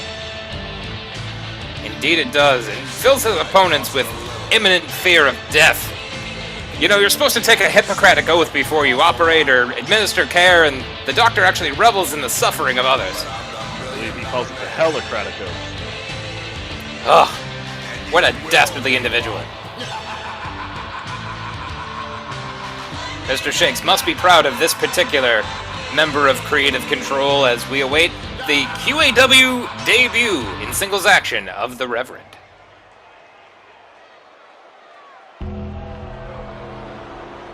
Chilling. A man with a message from God himself that Ka is whack. And he's here to cleanse it one person at a time. Well, let's see if the Reverend puts some whacking on the Doctor, or is he just gonna be whacked off? Whacked on, whacked off is his mantra. And his opponent, from That sacred symbol there on his chest. weighing in at 321 pounds, the Godfather. Cross, yeah. Technically, a priest is a godfather. Good job, Karen. Karen, a father of God, perhaps. Perhaps. He relocated the man bun from the top of his head to the back in order to humble himself, and that man behind him feels the power of his faith. Well, you know, the top bun is casual, the bottom bun is serious. The Reverend's serious tonight. Indeed, the Reverend, looking to demonstrate his flatulence? Just those holy odors. Well, they say that you can tell someone is full of themselves if they think their shit don't stink, and we just saw a demonstration of that. Oh, man. Look at him. The Doctor looking to sneak up on the Reverend, perhaps. The Reverend's taking his territory, just scouting out the ring, making his debut.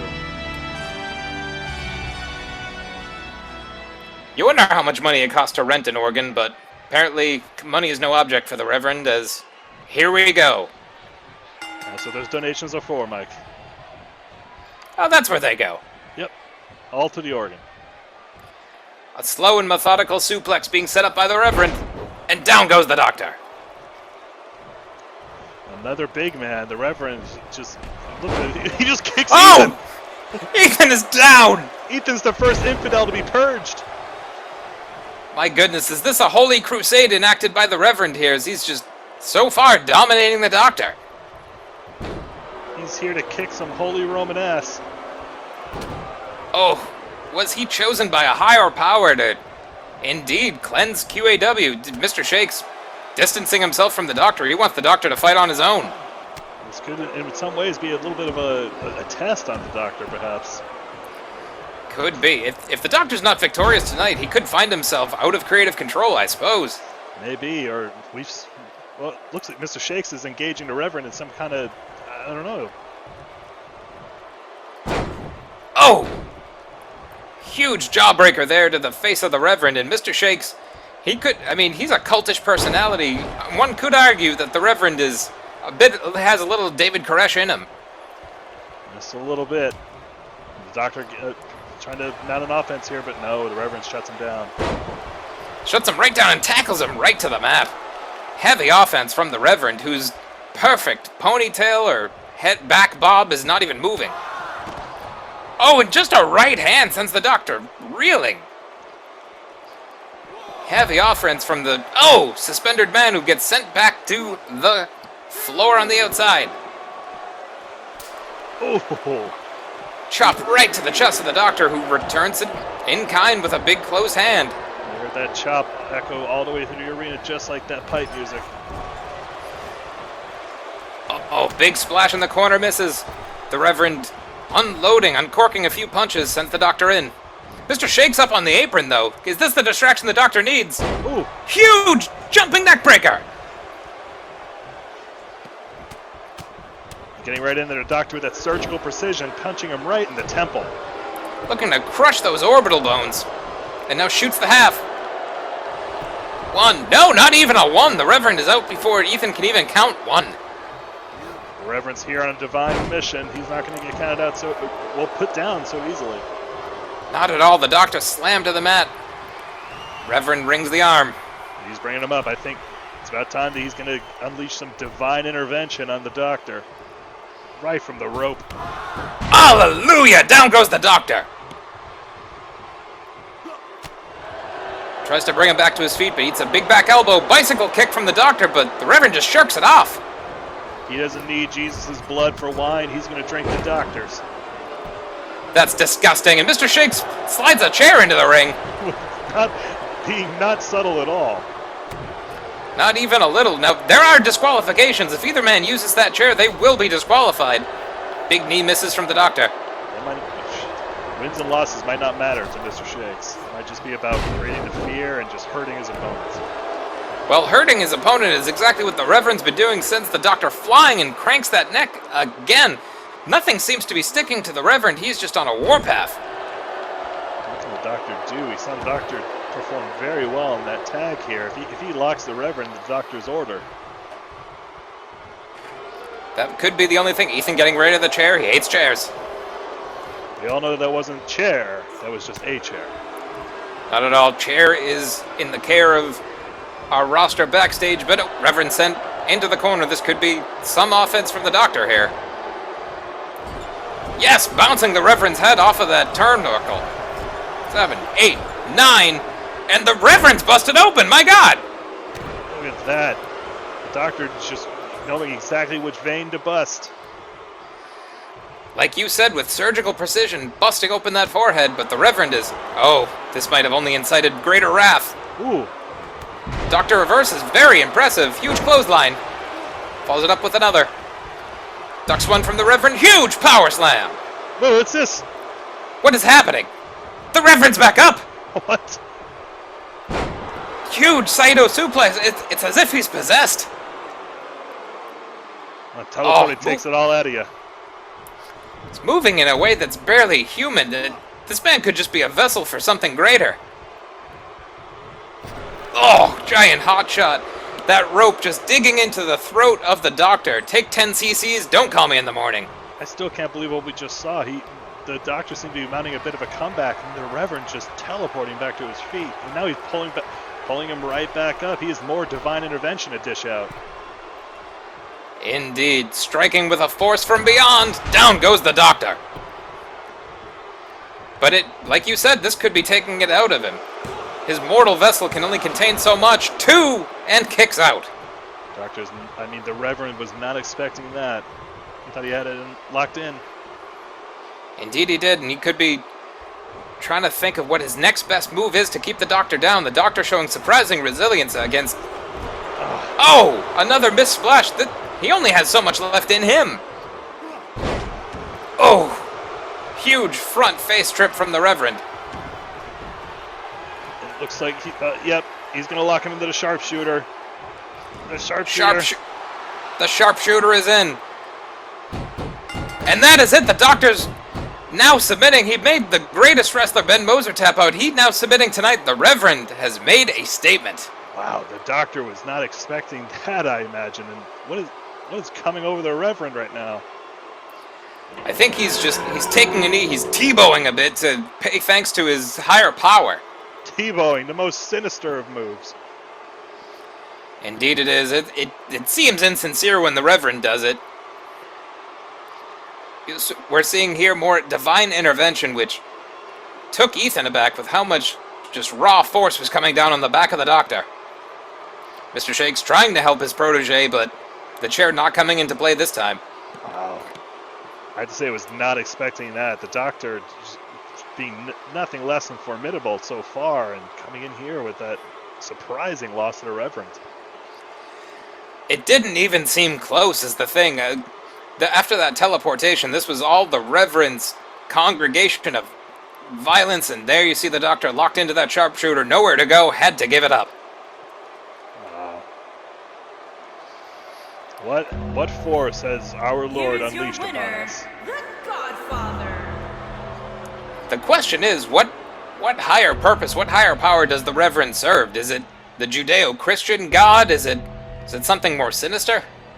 Are we indeed whack, Mike? I hope not to be whack. I know not what I do, for I am just a simple announcer. And the lights again go out as we all gaze upon the ghostly visage of the Reverend. Has your boss coerced you into lying to Congress under oath? Are FBI agents knocking on your door wanting to know things like the truth? then call me. I'm Guy Petrillo, and I'm the attorney other attorneys call when they're under federal investigation. I've helped dozens of attorneys who are facing decades of prison time get their sentences reduced. I have 25 years of experience and absolutely zero scruples. Perjury, money laundering, treason. No crime is too big. I'll defend literally anyone. So don't take the blame for something your boss paid you to do. Call me today. The law office of Guy Petrillo cannot guarantee you won't go to jail. Working with Guy Petrillo may involve throwing friends and loved ones under the bus. Call 1-800-489-4968 for a free consultation.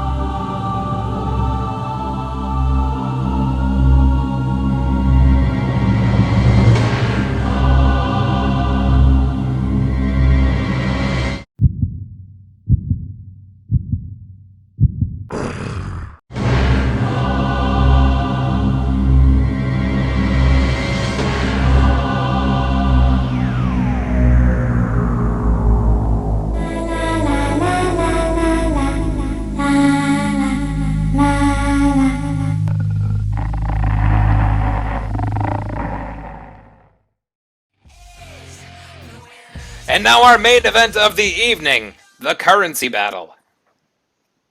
All my life, all I've ever wanted was to be recognized for my greatness, to be rewarded for my skill, to get what I deserve. Is that so much to ask for someone who's the greatest talent in this entire league? Who's at the top of her game? I give my everything and still I get pushed aside. Chances that I've earned are given to others who aren't nearly as talented. You push me aside and tell me I'm not wanted. What an awkward situation. Well, I've had enough. I've got a bone to pick. Yeah, I'm the outsider. But I've never been more inside your head. I'm coming for what's mine, and I'm taking no prisoners. Danielle, I'll get you, my pretty. And when I'm done, I'll get Zesty Esty's little belt, too. Strong words from Cold Hard Cashin, the first one to make a bold declaration for title aspirations. She has her goals set forth, and well, not quite the main event. Damn it, we're not in Boston, Brett. Not quite the main event. This is the penultimate match of the evening. The penultimate match of the evening. We got D-Money versus Cold Hard Cashin. We first saw D-Money premiere in that fatal four-way between AC Volt, Hawkeye, Cashin, and, well, yeah, D-Money did very well, but came up short, looking to earn back that victory right now. Indeed. With a name like D-Money squaring off against someone named Cold Hard Cashin, you gotta think that these two prize fighters are gonna put it all on the line to prove that they have the highest worth. Let's hope neither of them need a bailout. In these tough times, hopefully they got their government $1,200 and they're putting it towards, well, whatever they like. Here comes Cold Hard Cashin. And her opponent, from West Newbury, Massachusetts. Looking to cast an enchanting spell of destruction on her opponent tonight. Here she comes. Poison Apple of QAW. And again, one bite. Go ahead. Making her intentions clear. Please continue, Mike. I was gonna say, one bite and you'll go blah. That was worth going back for. It totally was. Well done. The Maleficent of QAW.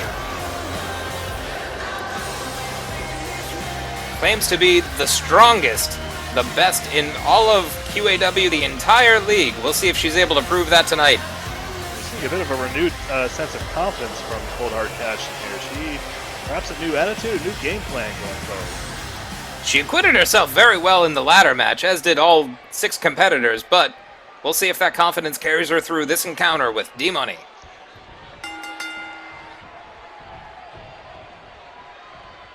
Front face lock and a snap suplex from Cold Hard Cashin, starting things off quick. Big boot to the back, but up fires up D-Money. Huge jumping knee strike. Again, we don't have a clear number one contender set yet for the QAW Women's Championship at Essential Business next Saturday, so you got to impress tonight. Big back body drop there to D-Money. Well, we've seen impressive victories from the likes of AC Volts, from the Lilac Dream. You got to think that a win here would go a long way towards contendership. Big Russian leg sweep from Coldhard Cashin. Oh, just bouncing the head of D-Money off the mat. Oh, that viciousness coming out right there. Torquing that shoulder. Oh! Looking to dislocate D-Money's chances. Who kicks her off immediately and puts some boots to her digits as well. We haven't really seen really the intentions of D-Money either. Perhaps there are rumblings of perhaps maybe her and AC Volts being in cahoots here, but either way, she needs this victory tonight just as much as the next competitor. Indeed, bad gas travels fast in a small town. Rumors are just that. Who knows if this soldier of fortune has any intentions on anything but getting a bigger purse of money. You are a wordsmith, though. I say a lot of things. D-Money hoists up Coldhard Cashin. Big suplex on the outside. Oh, that's the hardest part of the outside. It is indeed. There's only thin padding. As we know from the cage match, gravity works and it brings down your opponent crashing to the earth itself. Yeah, we should be hearing an update from Mike Diesel soon. Apparently a new father, and still the father to that New England Heritage Championship. You wonder if that win earlier from the greatest Ben Moser puts him in contention for the title, but oh, huge lariat from Coldhard Cashin. Things heating up in QAW, new championships, new contenders, new matchups. Oh! Ooh. Fresher than a glove, just taken out of its plastic. We remind everybody, please sanitize yourselves as you venture out into the world. Sanitize yourself and stay safe, folks. But not these competitors. Nope, they're looking to crush that social distance. Oh, huge back suplex there from Coldhard Cashin. Very impressive stuff from both competitors. No clear front runner in this match just yet, as Cashin cranks the head of D-Money, just like she wants to crank that vault towards the championship. I'm not a wordsmith. That's okay. Oh! Huge Skywalker there. Very impressive move. Coldhard Cashin, look, not just all talk, looking to back up some of that. Ooh, braggadociousness with an arm drag there, proving she's got the skills to pay the bills. Hooks the leg. Big fisherman suplex. Is this enough? 1, 2. D-Money not kept down. Not going down that easy. Coldhard Cashin, setting something up big. Yep. She wants to put her down now with a poison apple.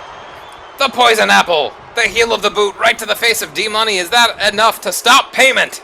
She is Sleeping Beauty. 3, and D-Money goes to sleep. Coldhard Cashin making good on her claim. Wow. Very strong words up top and then immediately backing them up. Well done to Coldhard Cashin. Making a really strong impression. You saw there the Skywalker Shiranui, Fisherman Suplex, a lot of new, varied, innovative offense, and BAM! Finishing off D-Money tonight. Looks like someone's been doing some research. And that research is paying dividends. The interest is rising, and the principle is this. Coldhard Cashin is not to be messed with. Here is your winner. When you invest in yourself, you just see those... You see your value rise. Put that on a plate, Mike. I will. A big plate. Don't go anywhere, folks. It's coming up right after this is our main event. And the winner of this Fatal 4-Way will face the winner of our opening Fatal 4-Way next week for a chance at the QAW Men's Championship. Don't go anywhere! Road Rage. Road Rage. Can I get your thoughts on the Fatal 4-Way match? You want my thoughts, son? Yes, sir. How about this? You want my thoughts, QAW? You want my thoughts? You got my thoughts. In the Rumble, I entered number 1, and I was thrown out by a horse. I got my revenge, but my head wasn't right. I had to clear it, so I hopped on my bike and I rode and I rode and I rode. And all roads that I rode led to San Antonio, where I face off against Magnifique, Nordique, Tommy Jr., and Wellington Arms for the right to be the #1 contender for the title. Well, you can bet, boys, my head is clear and my roads are clear. And when I roll into San Antone, y'all are gonna get road rage.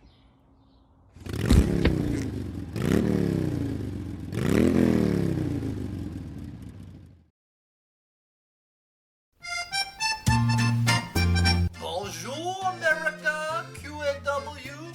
This is Mr. Main Event, Les Magnifiques, Nordique. I want to give you a quick update on my lawsuit about the title shot. We have reached sort of an out-of-court settlement, how you say, with Mr. Diamond David Thomas. So, I have agreed to put the lawsuit aside for the moment, but I still remain dressed for court in case I need to file a civil suit. So instead, I have agreed to help the company promote the other, how you say, talent? I don't know if that is the right word.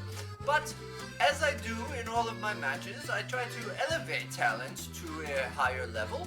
So I have agreed to try to do that in the main event, Fatality 4-way tonight. So I will be going up against Michael Descar, Mr. Beef Wellington, and the son of Tommy, the man whose team I defeated last week. So it will be nice to reminisce with the son of Tommy about how his shoulders were down for the 1, 2, 3 count, and maybe this time I will stop by resting and be the man who pins him.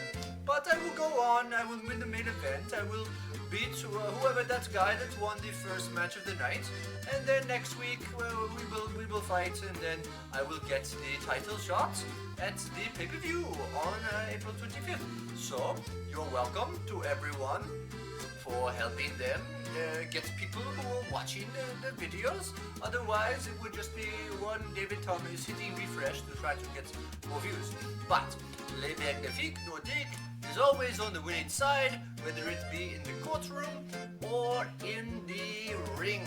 So I will be wrestling in my court attire until I will be coronated with the title belt. So I will see you tonight in the main event, just moments from now, Mr. Carr, Mr. Beef Wellington, and the son of Tommy. So until then, when my arm is raised and I am triumphant, I will see you. Bonjour. Mwah.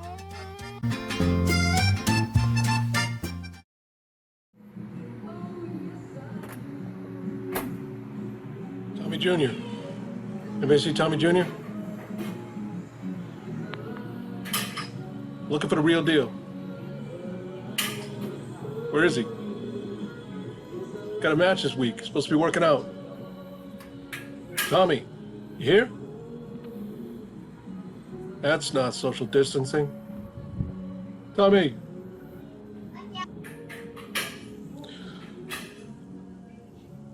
Yeah. Guess he ain't here. I hope he's ready.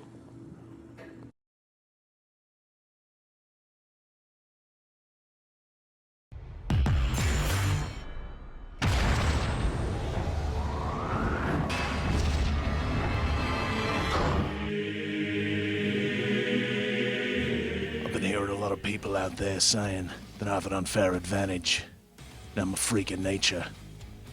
I'm here to tell you I'm a man of science, and knowledge is power.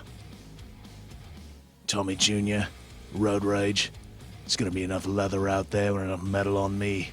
It's gonna look like a BDSM fuckfest out there. Just know that I'm the dome, and you're the subs. Nordique, you're French, and I don't like French. You'll be the one I pin. Got that, mon ami? I'm here to let you know that might makes right, and my right is all might.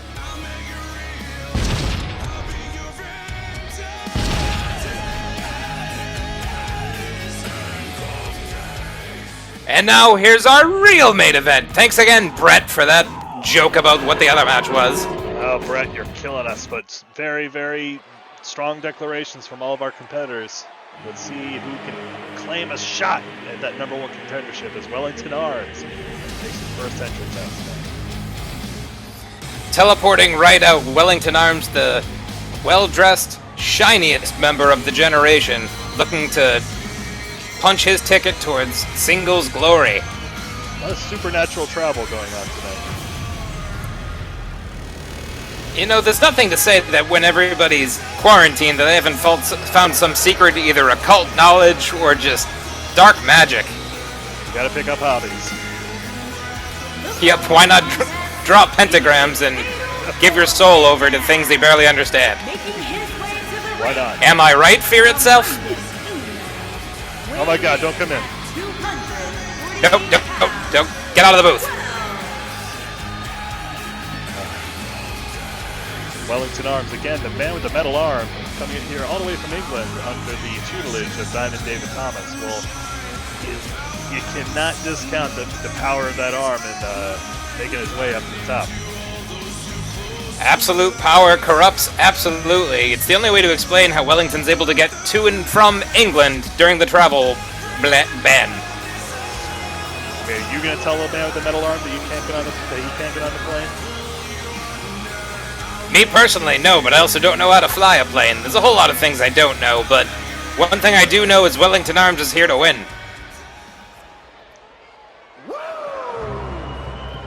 We know what that sound means. It's a big old woo with Tommy Jr. The master of the Tommy kick has arrived. Again, very relieved to see him make his way to the ring. Again, he has had a match in the ring so far, but he's still a bit of a backstage guy. Rhode Island, weighing in. I do indeed. He's more of a brawler than a wrestler. At least that's what he's shown in attacking a lot of wrestlers backstage. But if he's able to use that street smart in this matchup, he's going to find himself in hot contention for the QAW title. He's actually been playing just pretty smart, if you ask me, going straight after Perjury Palapal to get a chance at that number 1 contendership. Speaks to his ambition. Sometimes that's what you gotta do to jump to the head of the line. Arguably, Cold Hard Cashin is right there waiting for Zesty Esty. The greatest Ben Moser could be knocking on the door of Mike Diesel, and Tommy Jr., if he finds himself on the winning end tonight, is one step closer to QAW Championship glory.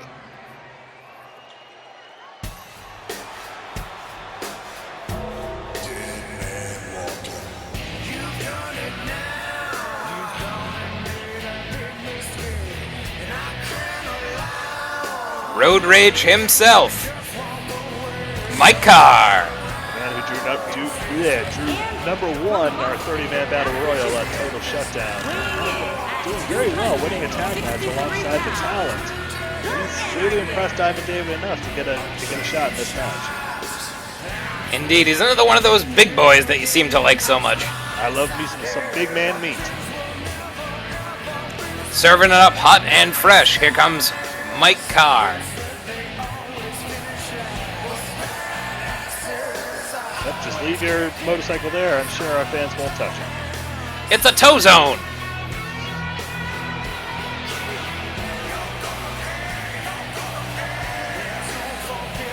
We'd like to thank our sponsors again, Fandango Movies, IGN, Orange Julius, and Dippin' Dots. Without you, we couldn't pay the bills. Our sponsors grow by the day, as evidenced by our commercials, and it's not too late, folks. You can be a sponsor of QAW too. And there he is, the Magnifique Nordique, the only man savvy enough to wear knee pads over his suit pants. Well, Magnifique, he has his legal offense prepared, and he's making a statement here by coming out in his court clothes. He's willing to make this a bit of a Law and Order kind of thing if he doesn't get his shot at the title. Bung bung! Bung bung indeed. He's on the hunt, but is he going to prove himself to be a wolf or a dick wolf? We'll see. Don't be a dick wolf. That's the number 1 opening statement used by Perjury Palapal in his both legal and title defenses, Is Matt Kona going to be the one to take him to court? Magnifique not lacking for confidence as he is French, and we all know that that's something that literally every single French person has in common, their confidence. Indeed, as well as my hatred and ire towards them. Learn to be humble, why don't you? Never change, Mike. The only sign of weakness is if you're willing to change. Yes, indeed. These four men sizing each other up, and here we go. Ethan right in the middle, but backing away. Yep. Huge STO there from Mike Carr starting things off. The Magnifique shuffled away by Tommy Jr. Tommy Jr. backs him into the ropes. We do know Wellington arms. Tommy Jr. and Magnifique did have to face off in that tag match alongside Perjury Plopple and somebody else the other week, but we know that they had some unresolved beef. You mean Lloyd Legacy? Lloyd Legacy, I'm so sorry. Lloyd has just been in the background. He's been hungry for an opportunity, but he needs to seize that chance. True. He's creeping in the back of our minds, but you wonder if he wrestled more often, if it would be easier to recall. And Tommy Jr. just putting some offense on Matt Kona. Certainly doesn't help that I'm high on nitrous. Stop eating all the Dippin' Dots! Never. Oh, Matt Kona's head bouncing off the announce table. Mike Carr rifling some shots into Wellington arms and a huge slam. Magnifique's just immediately recovering from that as our Men's Warehouse sponsors look on. You're gonna like the way it feels. We guarantee it. Matt Kona puts down Tommy Jr. Mike Carr again hoisting up Wellington arms. Drops him over the top turnbuckle. Oh, and the Magnifique Nordique digging into the eyes of Tommy Jr. Oh, Road Rage went for a pin there, but only got one from Wellington. Only one on Wellington. Perhaps Tommy Jr. and the Magnifiques brawling on the outside. That could be where Tommy's most comfortable. That's a great point, actually. Tommy, just a master at using the environment as an offense. Indeed, dropping Matt Kona's face off the edge of the ring. Mike Carr putting the boots to Wellington. And oh, the corner of that table, the hardest part of the table, right into the diaphragm of the Magnifique. Ooh. Oh, Road Rage is up on the top. What's he going for?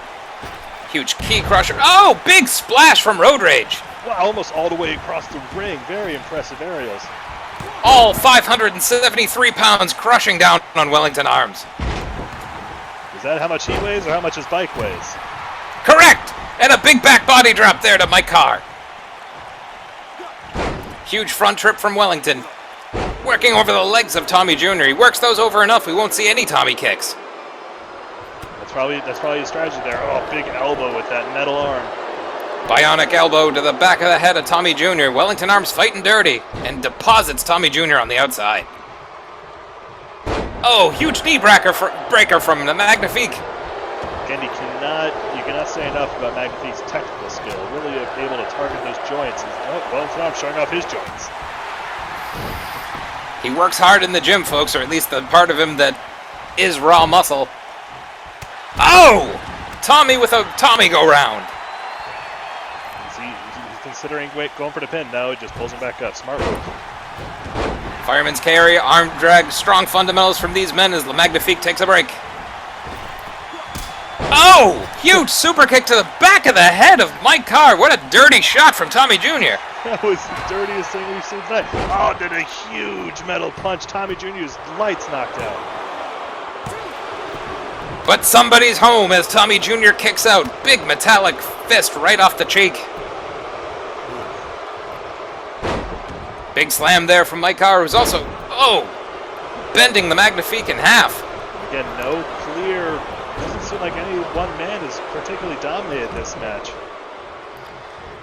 Not yet, but Tommy Jr. looking to stand out a little bit, as you said, renewing hostilities with the Magnifique. Oh, but gets deposited right on his face there. Mike Carr gets kicked in the hamstring. Big backbreaker from the Magnifique.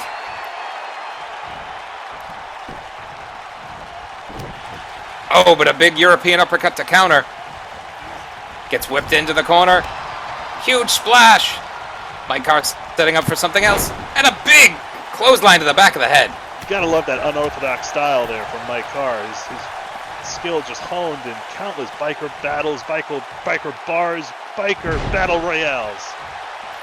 Biker baby! And he gets gorilla press slammed by Wellington Arms, who's setting up something big. Oh, yep. Just like they play cricket back home, the big cricket pitch. Oh, and it's a strike right across the jaw of Mike Carr. Tommy kick from Tommy Jr., who breaks it up at the last second. What instincts.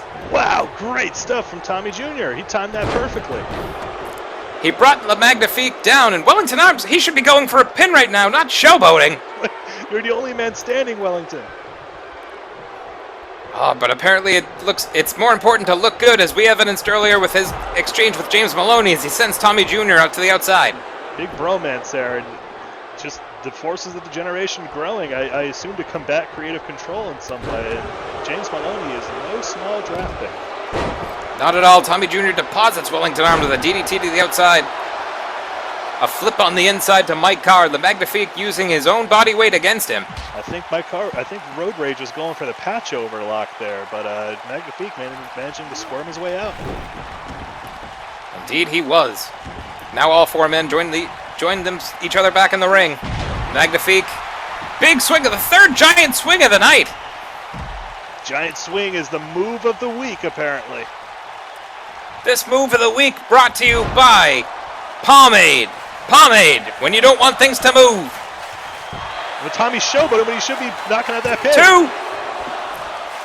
2. These men need to focus on a victory and not on making nice with the crowd. It's a battle of egos for sure. And arguably Tommy's is the biggest as he goes to work on Wellington Arms, bring him down to the big back heel kick. Magnifique coming right in, seizing that chance. Tommy Jr. reverses. The only two in the Jumps ring. Back in. No, until Road Rage. Oh, twist of fate! Twist of fate there. The Road Rage capitalizing. If he deposits Tommy on the outside, this could be his opportunity to win, but setting something up. Yep, the full. Oh, he was going for the full throttle there, but Tommy reverses. Ethan! Sunset flip. Ethan's out of position. 1, 2. Oh, Wellington Arms breaks it up. If Ethan had been in position, Tommy Jr. could have been moving on. Ethan really is going to get a talking to from his mother this week. Oh, you don't want to be in the room for that one. Standing shooting star from Tommy. Standing Tommy flip and then a big knee there from Wellington Arms. The offense fast, furious. These men trying to close in on a victory. Big DDT to Tommy Jr. Mike Carr trying to capitalize. He tried to steal the pin there. Right in front of Wellington, which does not sit well with the Bionic Man. Just deposits him outside. Out he goes. Wellington stomped to the face of Tommy Jr. Tommy Jr. reverses. I do imagine Wellington really wanted to stomp out this young upstart. Indeed he would. Kicks off Tommy Jr. This is his key. This is his huge opportunity to hone in on a victory, but he's so worn out. All four of these men giving everything they got tonight. Magnifique punching off Wellington. Not that camel clutch. Sends Wellington into the ropes. Wellington fires back. Mike Carr with a huge clothesline to Tommy Jr. He calls it the emergency break, and he's going for the pin.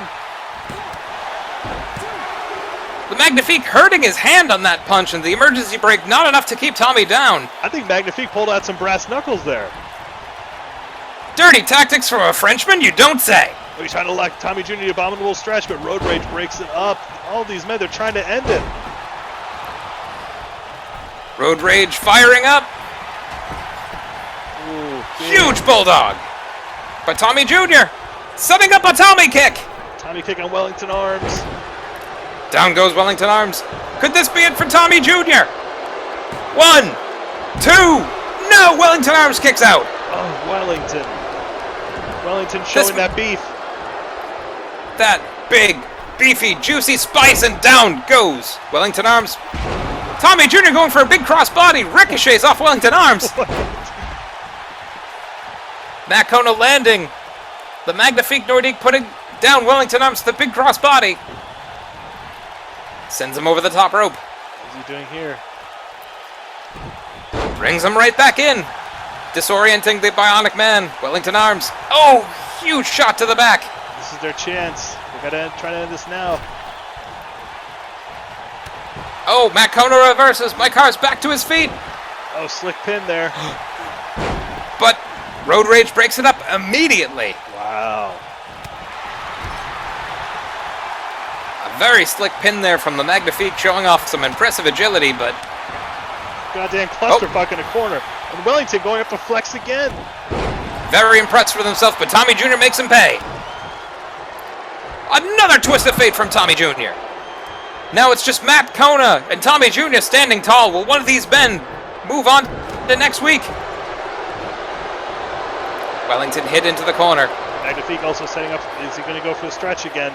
Yes, he's got him in the abominable stretch, but Road Rage reverses.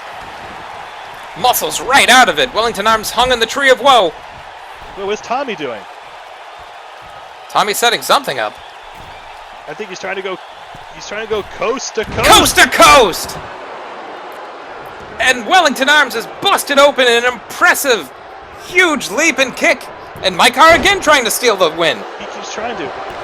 Oh, but the emergency break on Tommy Jr. Tommy's down 2. And that's it. Wow, Road Rage stealing the pin there. That surprise emergency break on Tommy Jr. Not stealing the pin, stealing the win. Holding the break on Tommy Jr.'s title aspirations. Road Rage is moving on. Wow, that means next week, folks, we have Road Rage Mykar versus the Dapper Head Clapper for the #1 contendership for the QAW Men's Championship. You wonder what Perjury Palapa is thinking, knowing that he is all the closer to having to defend his title for the first time against Road Rage Mykar or the Dapper Head Clapper.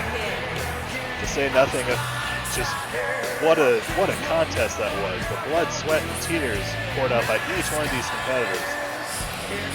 Every man gave it their all tonight. They have nothing to be ashamed of. Tommy Jr. not able to parlay that backstage aggression into an in-ring success. Matt Kona perhaps focusing a little bit too much on his legal battles instead of his in-ring ones. We only have one show left. Next Thursday, our last show before our next big pay-per-view, Essential Business. What is going to happen? Will we have a #1 contender for the QAW Women's Championship? Is Mike Diesel still a father? Are we going to have a tag match? What is going to happen next week? Let's find out. Does Steve Delfino even know that he won? All of these questions and more are coming up next week. Thank you so much for joining us for QAW Pandemic. Please like, share, subscribe. Do all of that to get more eyes on the product. And don't forget, go home. Dippin' Dots!